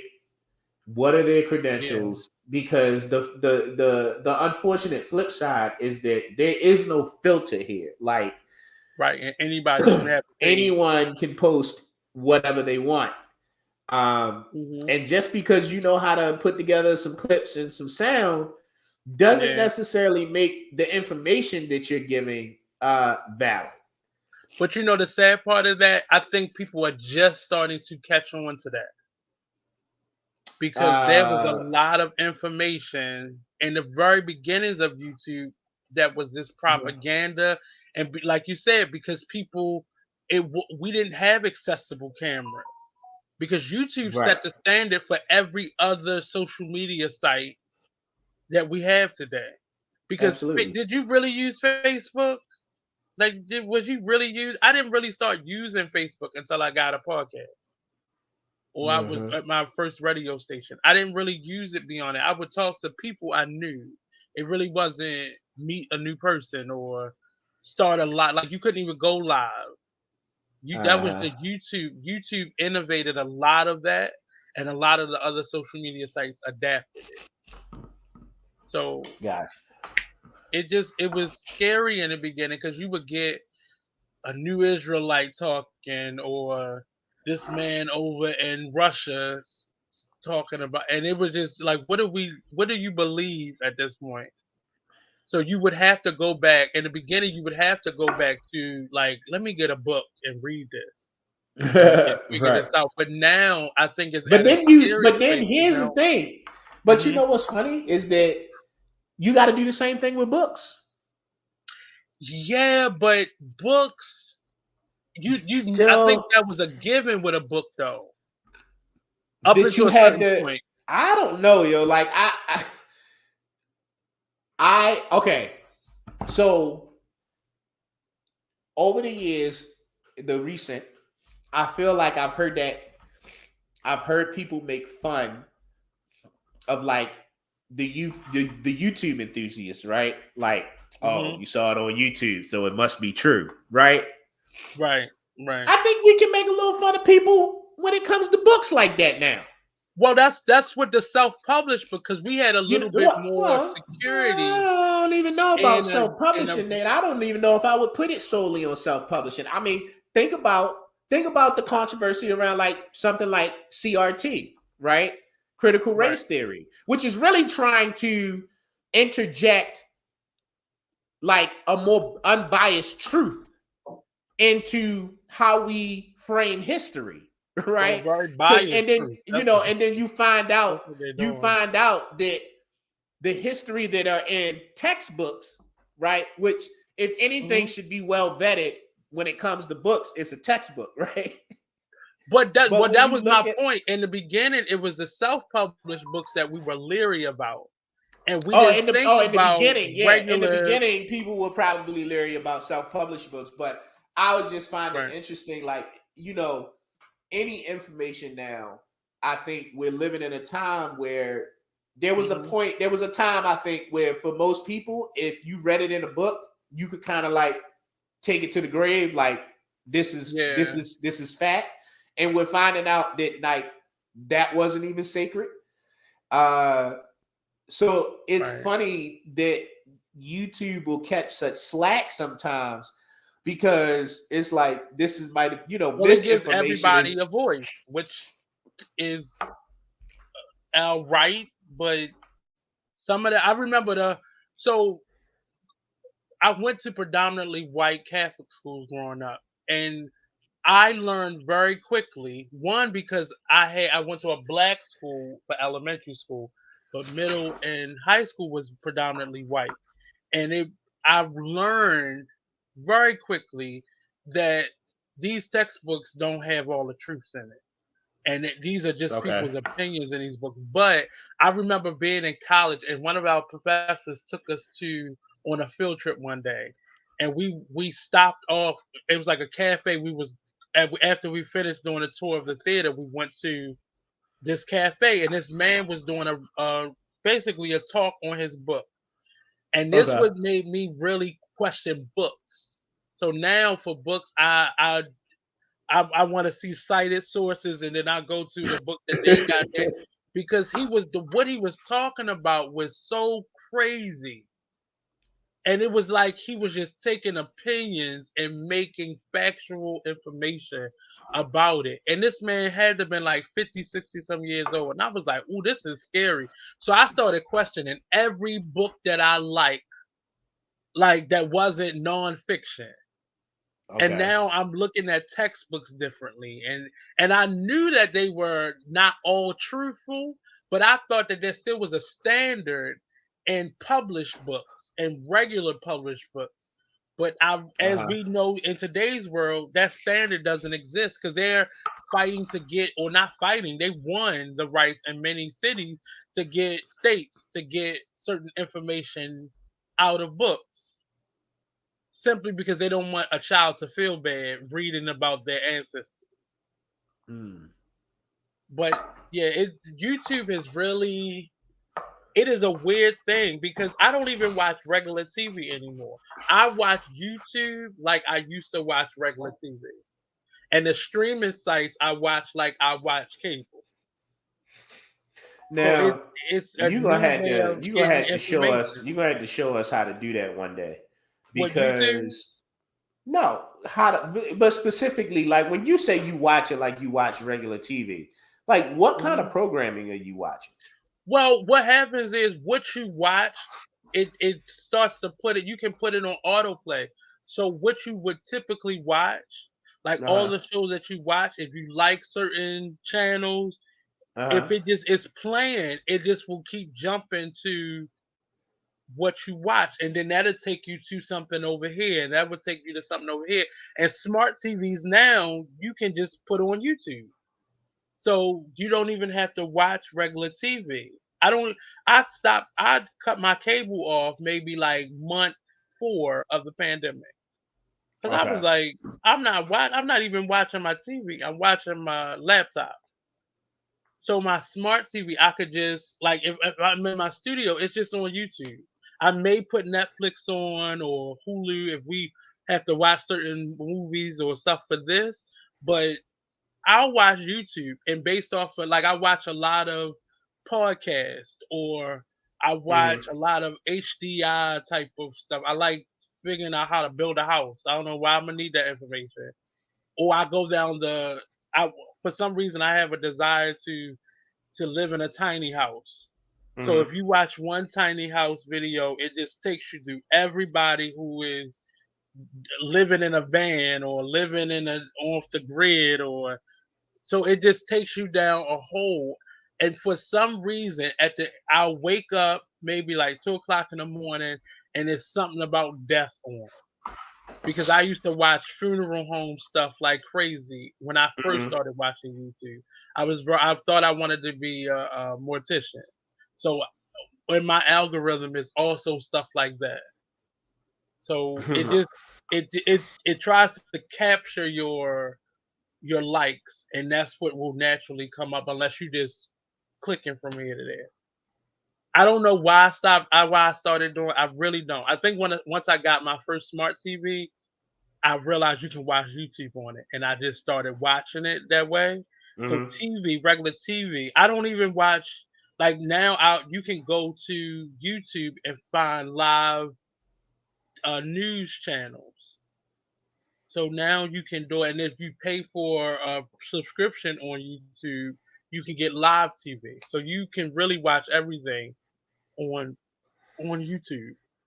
You can watch this show on YouTube, like Mm-hmm. just anything you want to watch. When I say anything, type it in, and there's a how to do it. If it's if you get a new camera system or new software, go to YouTube, type it in, and you'll get 5,000 people telling you how to use it. It is it's for idiots. It's YouTube University, literally, Mm-hmm. and you can So learn anything you want. where do you think YouTube fits in the streaming wars? That's the part that's confusing to me because I can't call it streaming even though it does live streaming. Like you can watch movies on Mm-hmm. YouTube. So I don't know where to, but YouTube has a collection of older films, even stuff that Amazon wouldn't have. You could find it on YouTube. But now Mm-hmm. YouTube has gotten smart, and now you have to pay for it. You can rent it or you can pay for it. Like even as a teacher, if those days where you phone it in, them teachers be phoning it in because I've done it quite a few times. You Mm-hmm. just rent that little video on a Friday or a Thursday, Right. and it's YouTube. So if somebody come in, it's YouTube up. So you can easily say, "Oh, this is part of my lesson plan." This, but I don't know I don't know how to answer that because that's why I said I think YouTube is stuck, and I would love to sit in a meeting that their creative team is having, like where they have to have so many different departments now because Mm, they have a whole lane that they created with YouTubers. And even that's cut up into different sections. So now to be a YouTuber is actually a profession. They created a whole work mm, industry. People who make their right. money strictly from YouTube. And that's just people talking on their phone or their camera. So that's a whole industry that they've created. So I don't know what to call it though. Like what do you call YouTube? Mm, Like I think like Facebook has created, but Facebook just stole a lot of stuff from other things, but it still has created its own lane. YouTube has definitely created a lane for itself that no other streaming site can really do. mm. Like you can't they've tried to do it. Trump is trying to do it now with his platform. Oh, Truth Social. Right. And then we've had stuff, but nothing I can't think of anything else that's like that. Like Ustream, Okay. maybe, but that came out of YouTube was supposed to be strictly for artists to be able to display their work or, Right. stream their stuff. Hmm. But Just like it just, MySpace. well, was that supposed to be for No, no, that's artists? not true. That's not true. That happened in reverse. Oh, MySpace was for to meet people, and then as people started migrating, it started becoming a place for artists to share their right. music. Yeah. Because you could put a playlist on it and stuff. Yeah. But I can't even think of. Only thing that I can think of is UStream and now OnlyFans. But that's still, I don't know. I don't know even know if that comparison. Well, it's funny. I haven't read it all yet, but I got home today, I really thought and you was about to say, "Well, I have an OnlyFans." I really thought that's what I, you was I about to I say. thought about it. I You think we seen that? all You had. seen these numbers? So At some I point got during the home. pandemic, I think we I all considered it. I got home today, and my issue of my magazines were here. So I have a subscription to Wired magazine, so it talks a lot about tech. And there was this really Mhm. interesting article about how the writer is basically predicting that Twitter is about to really devolve into a porn site. Um, Oh, about to. well, no, I mean officially, and I don't Oh, mean okay. So I they mean, just go call it a porn site. Okay. like in an official way, and then I didn't realize this, but you know how like you go on Facebook, you go on Instagram, and Hmm. you don't see a whole lot of nudity, right? Like you'll see it, but then it'll get taken down, and they kind Right. of have It'll a be a zero flash tolerance of it. policy. But Twitter is saying, well, I found out through this article that Twitter, a couple years ago, they already kind of had systems in place where they had made the decision early on that they were going to allow it. They actually Well, have the it thing was labeled as Tumblr got shut down, yes. and you saw well when I let me first say, if you Because the go article through mentions your Tumblr as well. Twitter, if you go through your Twitter, you're gonna start seeing it. It may not be a lot, but it's really based off of who's your friend. Because Twitter shows you what your friends are watching. That Mhm. in your feed is what your friends are watching or what your friends are doing. What I realized during the pandemic, a lot of people who I went to school with, I don't think I have any family members on Twitter. A lot of people Uh, that I've acted on stage with are now porn mhm. stars. That's what I discovered during the pandemic. Because I kept saying, why is it so much porn on my thread? Like I don't personally, I don't watch it, and I'm not participating in that. But you will notice it's a lot of points. So I started going to these pages, Oops, that's a professor. Oops, that's a boy I went to copping with. Oops, that's this girl that I was just in a play with. I started noticing, and a lot of it was people I don't know, but a lot of them was people I knew who pages turned into porn pages. So if you see it, just go to the page, and it's probably somebody you know. Chances are it's somebody you know, which is weird. But I didn't think that it would officially be a porn site, but it's technically already that. Well, it definitely has its space, and that's actually by design. So I was under the impression that it was just it was happening so much that Twitter just couldn't keep up with it, right? But that's not the That's what it case. felt like. Like they actually have labeled it intimate content, and this has been a thing for a couple years now. Hmm. Um, But you but noticed they were that happened once Tumblr, because Tumblr was basically porn, and they closed it uh down. so Tumblr started out it didn't start out Like that way, Pinterest. but then it literally got overtaken by porn. Yeah, because Um Tumblr was similar to Pinterest. mhm. And then so the I don't know if you heard, but like apparently Pornhub is shutting down. So yeah, Well, I because think Twitter it's available is everywhere else. I think Twitter's getting ready to make a play, honestly. Well, I don't In think they that got to make state. a play. They just gotta just change the name, and then Well, they already there. I think that Twitter. I don't think that Twitter's going to become a like porn only site, but I Hmm. think they're going to have a system set up where maybe it's a little bit separate, but definitely there. That's what the article was leaning towards. That Twitter was Yeah, likely to do. Um, so we'll I can see. believe it. I We'll definitely see. can believe it. Um, YouTube It's I think is because definitely I still noticed a that a lot of like schools. I think schools block it now. That's one of the sites that's blocked. But I what started Twitter. noticing a lot of people taking their businesses off of it. Like a lot of business Uh, pages that used to be on it. I don't know if that has anything to do with the porn part though, because they right now it is very very separate, and you can absolutely filter it out. I think if you think businesses starting to, first of all, I'm not sure which businesses you talking about because I just tweeted the McDonald's the other day for messing up my order, but I do know that yeah, like when it comes to anything business related, like it's Hmm. LinkedIn.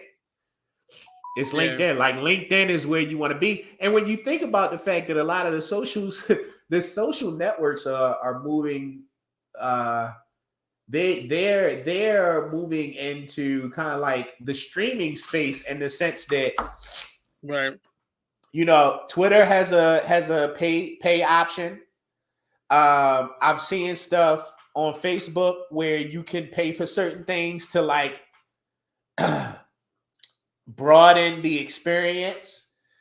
LinkedIn's actually like, in my opinion, a look like it's like what, probably like $100 and some odd dollars a year if you want like the full benefit of LinkedIn. And So that's I not think and they're gonna that's changed because there strictly was a site that was a site like Zip Recruiter where you would just go right. to So they're find employment. all they're all evolving to this place where I think what you're gonna see is, and that's why I think it's gonna be really interesting because it's hard to categorize YouTube right now.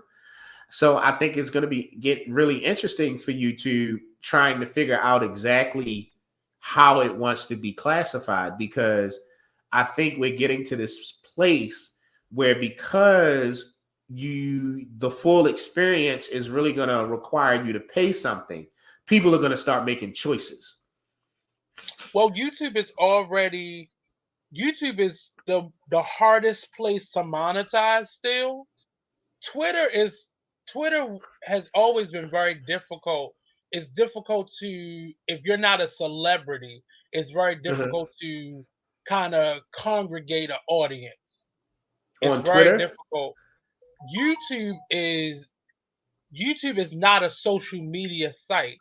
And I think Mhm. that's the reason it's able to live in this limbo state because it's never classified or it's not a social site. Like if you're social, you're in somebody's comment section doing a live or a video or something. But I think that's the thing that's going to save them. I think they should just naturally let themselves grow into whatever comes next versus trying to compete with the social media sites because LinkedIn has turned into social media.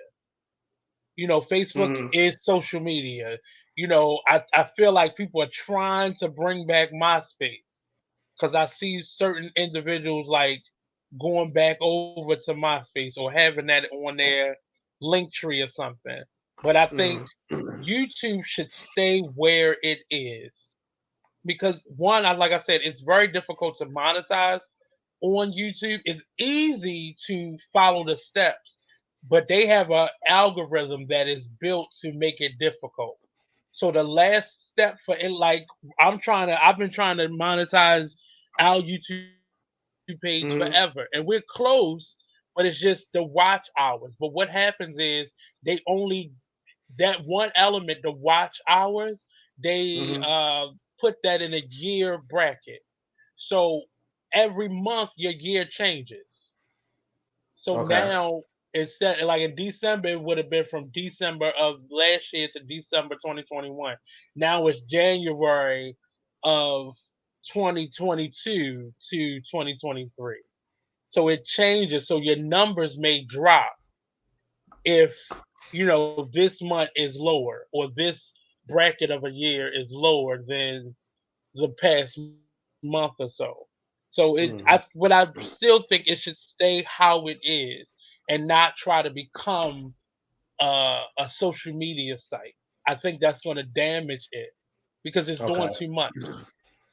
Like just stay in this YouTuber lane and Mhm. develop that way. That way they can mock because it's still elements like now you can boost or advertise your lives now on YouTube, and that's fine. And now it's different.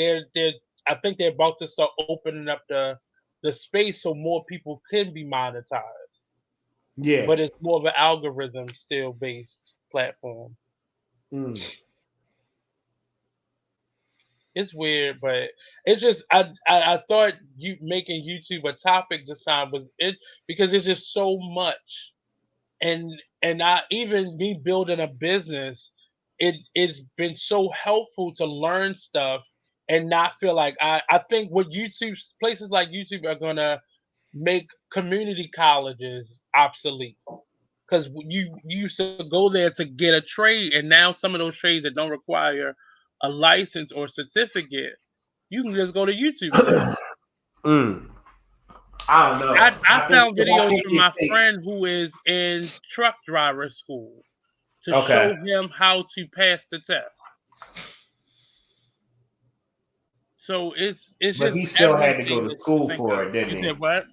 He still had. Did he still have to go to school for it? He still has to go to school, but like I was telling you, go to YouTube for the classes, for the math classes. It's just it helps people who certain people don't learn the same way, and I think YouTube is excellent for addressing people's different learning styles because your Okay. teacher that you may have in a classroom, how many students are in your son's class? So if he goes to that one YouTube channel, is this him versus Right. him having to compete with three other learning styles and 30 other students possibly? I can see that being a thing in the future, definitely.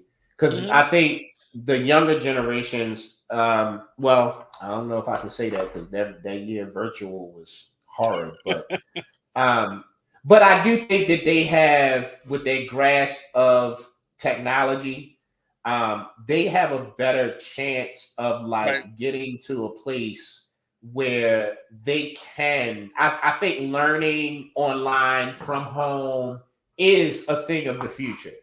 Um, Well, right now, I well, think it's it's a thing present. of the future because I The think the system can problem right definitely now go is that, future. huh?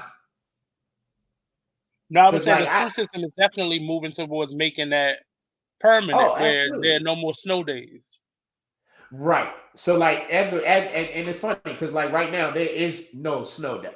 Like if it Hmm. snows tomorrow and we can't go to school, there will be synchronous learning going on Yep. from home. Yep. Uh, so I you're knew that was as soon as this pandemic happened and we did the first. I was like, this is gonna be the norm. yeah. I could already see the Well, minds because, working. This is the like you norm. said, like we said earlier, like once you've innovated and you have, once a certain technology brings something to light, there's no going back. There's Hmm. no going back now. Like we're here. Right. Yeah. And truth be told, I don't think that, like, hey, it just is what it is. Like snow days are a thing of the past. But I think it still needs to be a balance because I had students who typically did not do well in a classroom. They did Uh-huh. exceptionally better So doing that was, and virtual I think that was classroom. a trend that we saw in the schools. The problem But was the that I exact don't think it opposite was. happened also. People who I don't. Yeah, typically, I don't think it happened enough in critical mass. Like yeah, the majority struggled, and but honestly, like I feel like the majority struggled because they were just unprepared. yeah, I was about to say Uh, that there was no structure for this. There was no precedent yeah. for this. So like So there was no I know plan. kids in schools who did well, and it wasn't a fluke. Like I think Hmm. it's in like city schools when we saw kids excelling in the virtual space who had Yeah, struggled in person. yeah, Um, I think that was more of yeah. like a fluke accident. Like wow, like hold on, like we stumbled onto that by accident. But in most But you cases, started seeing maybe one here or two there, and right, it was like, was that an accident or they just getting more help at home or right. no? It was just I think So like for me, in college, online classes are not a thing. I need to be in a room listening to a teacher. That's what I need. Don't so don't give me a that's where whole I'm bunch at. of work to do over a semester because it's not gonna get done. So that's where I'm at. Right. That's my issue. Is that what I'm saying? Like I need to be in a classroom. I need the yeah. I'm not responsible enough for online class. And it's not even like honestly, I find it boring. Like I can't sit and watch whole lessons, like pre-recorded Hmm. lessons. Like I just what I'm saying? I don't want to say I can't. I don't want to. Like I really Now don't for want to. me, it depends because as a artist, I can do it, but in non-creative spaces, it's very Uh-huh. difficult. Like for me to have an English class, I remember taking history, and in college you have a part one and part two in history. I remember Right. taking both of those cycles 3 times before the dean said, "I need you to be in the classroom because this online is not working for." She called me to her office and told me that I need you to. And when I took the class in class, I passed it. But Right. creative classes, I've taught myself, certain painting techniques, certain, design techniques, you know, um, theater, delivering. I've learned a lot on YouTube from creative classes, and I can do pre-recorded. Now, if it's a regular class, it ain't gonna work. But I think, especially for the school system, we saw more people not be able to do it than we saw people be able to. But I like we both said, I think it was if when we left school on that 13th, that Friday the 13th, had Mhm. they been that Monday in virtual classes with a plan, I think we would have saw way more students achieve than not. Got you. But because it's like being out of school for winter break. You out for like 3 weeks. You not gonna come back ready and energized. You ain't slept not one night.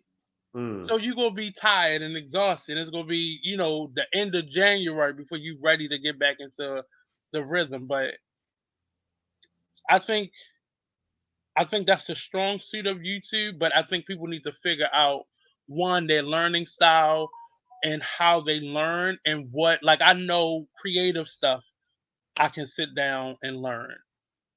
I haven't picked up my trumpet in probably over 20 years. And I took some virtual trumpet classes and I was starting to pick it back up during the pandemic. But put me in front of a math class, it ain't gonna work. I need to be responsible in a classroom. All right. So before we leave, what are you watching? You wanna drop any honorable mentions for the people, and then we can come back next week. So yeah, we can do that. So one of the things that I watched was Honk for Jesus, which was a crazy mix of a comedy and drama. It was very weird. I'm gonna watch it again, and I'm glad we had this, diversion today. But I think it's a good watch. If you're one of those people who kind of got an attitude towards the church, I want to say don't watch it, don't watch it. But it's so much humor in it. It's not goofy. But I think it's a good watch for people who are kind of straddling with faith because it kind of puts you on. You're sitting right in the middle of the argument, and the fact that it's being delivered with humor. It's not like none of the other church shows like Greenleaf or nothing like that, where it's so serious all the time. Right. But it's some real issues, or one big issue happening, dealing with the church. And it is crazy, but it's like a spoof on mega churches. Um, Now I know the list of things that you had for today, like what was it, the glass? Oh no, I didn't have a list for this week. I don't think. No. Well, we were just supposed to roll over from the last week, so it was the Oh, invitation. from last week. That's right. So, glass Yeah. onion, the invitation, Glass onion. That's what it was. and now I've seen the menu. So the invitation, Okay. and of that, I do want to have a conversation about the invitation because I feel like it goes right in with what we talked about last show when it comes to like the horror genre. And this one had a black woman in the lead, but it was a kind of interesting take that again fell apart in the third act. So I don't think we haven't talked about Interview with the Vampire. No, have we? We haven't. Okay, so Interview with the Vampire, which you can watch the full season on AMC now. That first season is done, but then the Vampire Chronicles. Interview with the Vampire was written by Anne Rice. She has another of her works has been produced by AMC called the Mayfair Witches or the Witches of Mayfair, one of those two iterations. And they released that series just started. First 2 episodes released this weekend, and that was really good.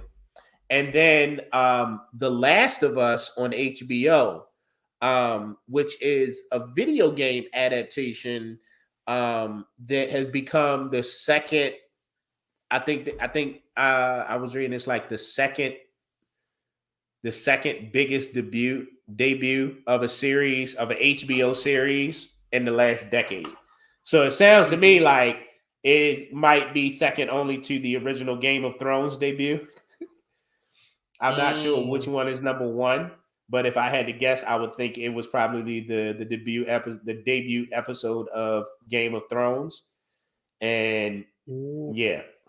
So Last of Us looks really good. If you're into kind of like if you were into like Walking Dead type stuff, Okay. the Last of Us is probably right up your alley.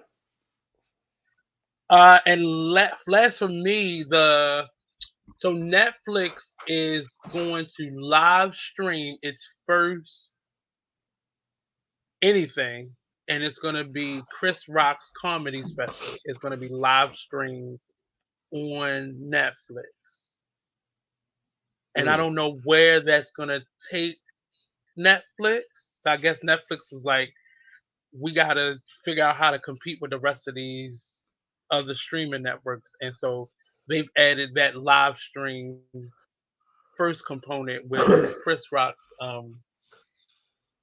next special. So I'm interested to just see how it works. Is it going to be interactive or is this a live stream of something? Um, hmm and more than likely, I would hope it didn't have comments able capabilities because it's going to be weird, but a distraction really. But yeah, so I'm looking forward to that. And it's I a am, couple other yeah. things coming out. I do want to say to anybody that watches this, try to plan a trip to Broadway. I know we have a lot of regional theaters and local theaters, but hmm Black Broadway is suffering, and they kind of use Black productions to reopen Broadway, and little by little they're plucking stuff off. Or letting it have a short run and then canceling it. And it really hmm depends on the crowd participation. But there's one show that this premiered at Center Stage here in Baltimore and the Willie Mammoth Theater in DC. Ain't No More, and it's by one of the writers for the Miss Pat show. He Okay. wrote that, and he has a lot of his famous people who are in the industry.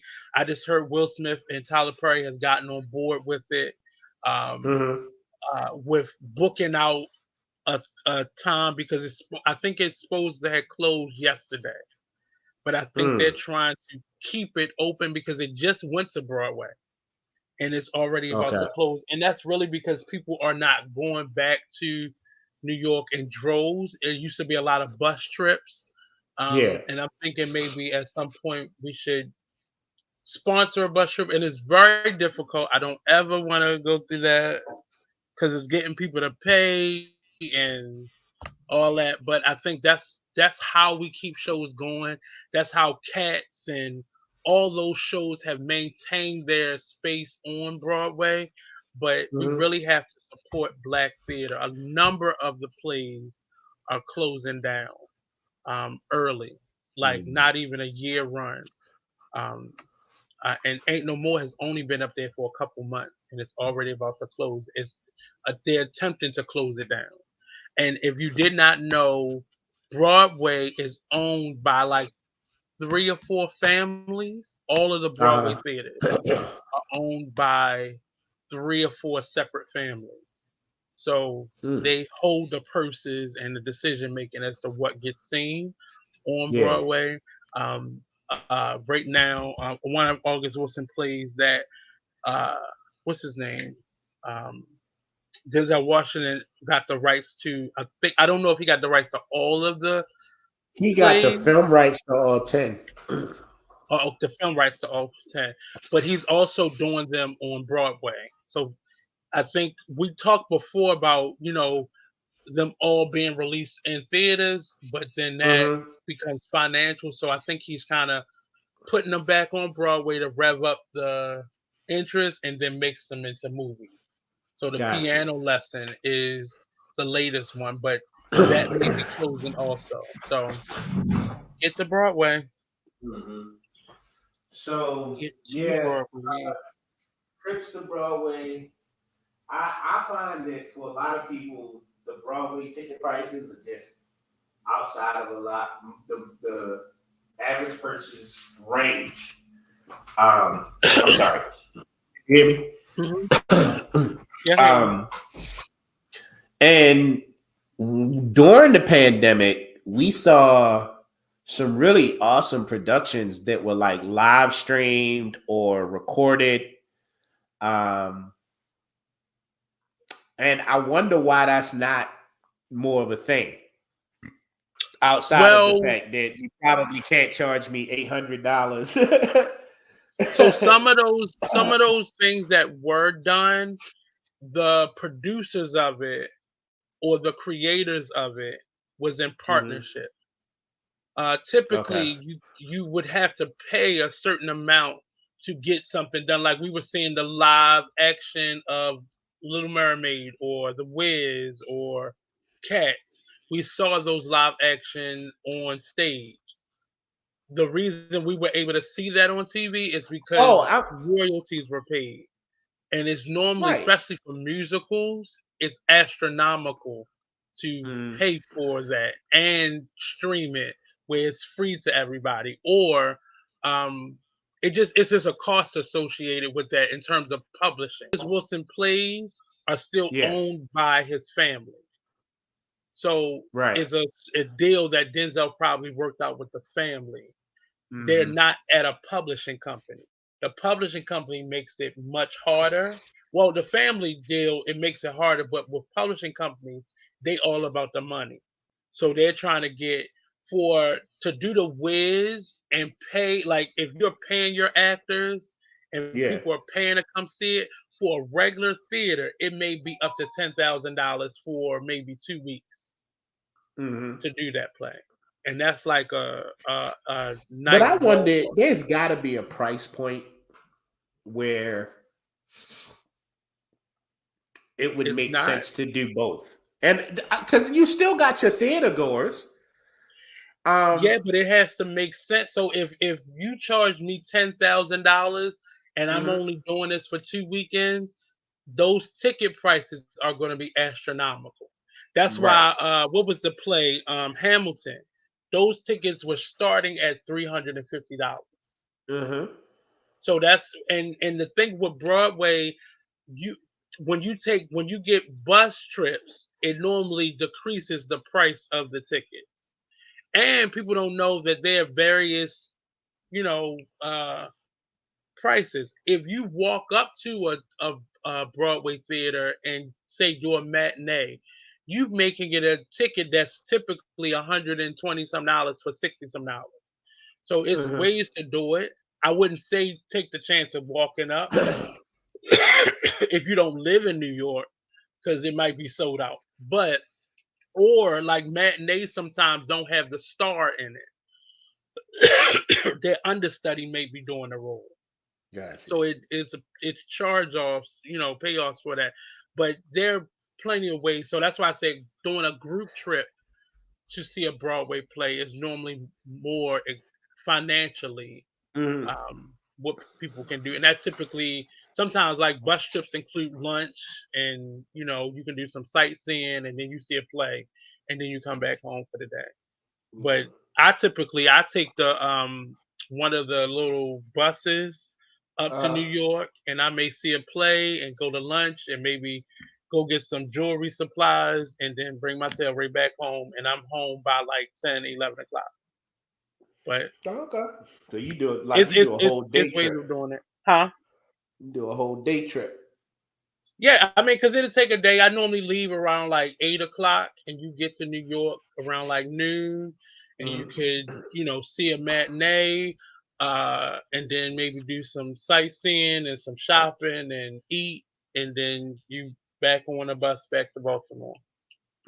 Cool. So, and that bus is I can't. It's a new bus line now, but it's right on for me by my house on Merlin Avenue in Mount Vernon. Get a little bus, go to New York for like $25 and Okay. make a day out of it. But it's affordable ways to do it. Just plan for it, and it's not always. you spending $100 and some dollars, $200 on a ticket, because you can sit up and what people don't realize, those theaters are not, they're not the size of a football stadium. They are small theater houses, so you can sit in the balcony and still see the show perfectly. So, Got you. but yeah. So I guess that's it for this week. Absolutely. So we'll see y'all next week. Tell us what you watching in the comments. We'll check it out.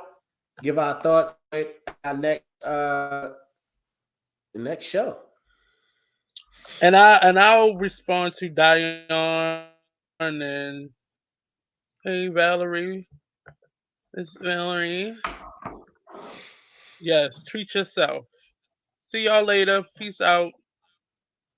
All right, man. See ya.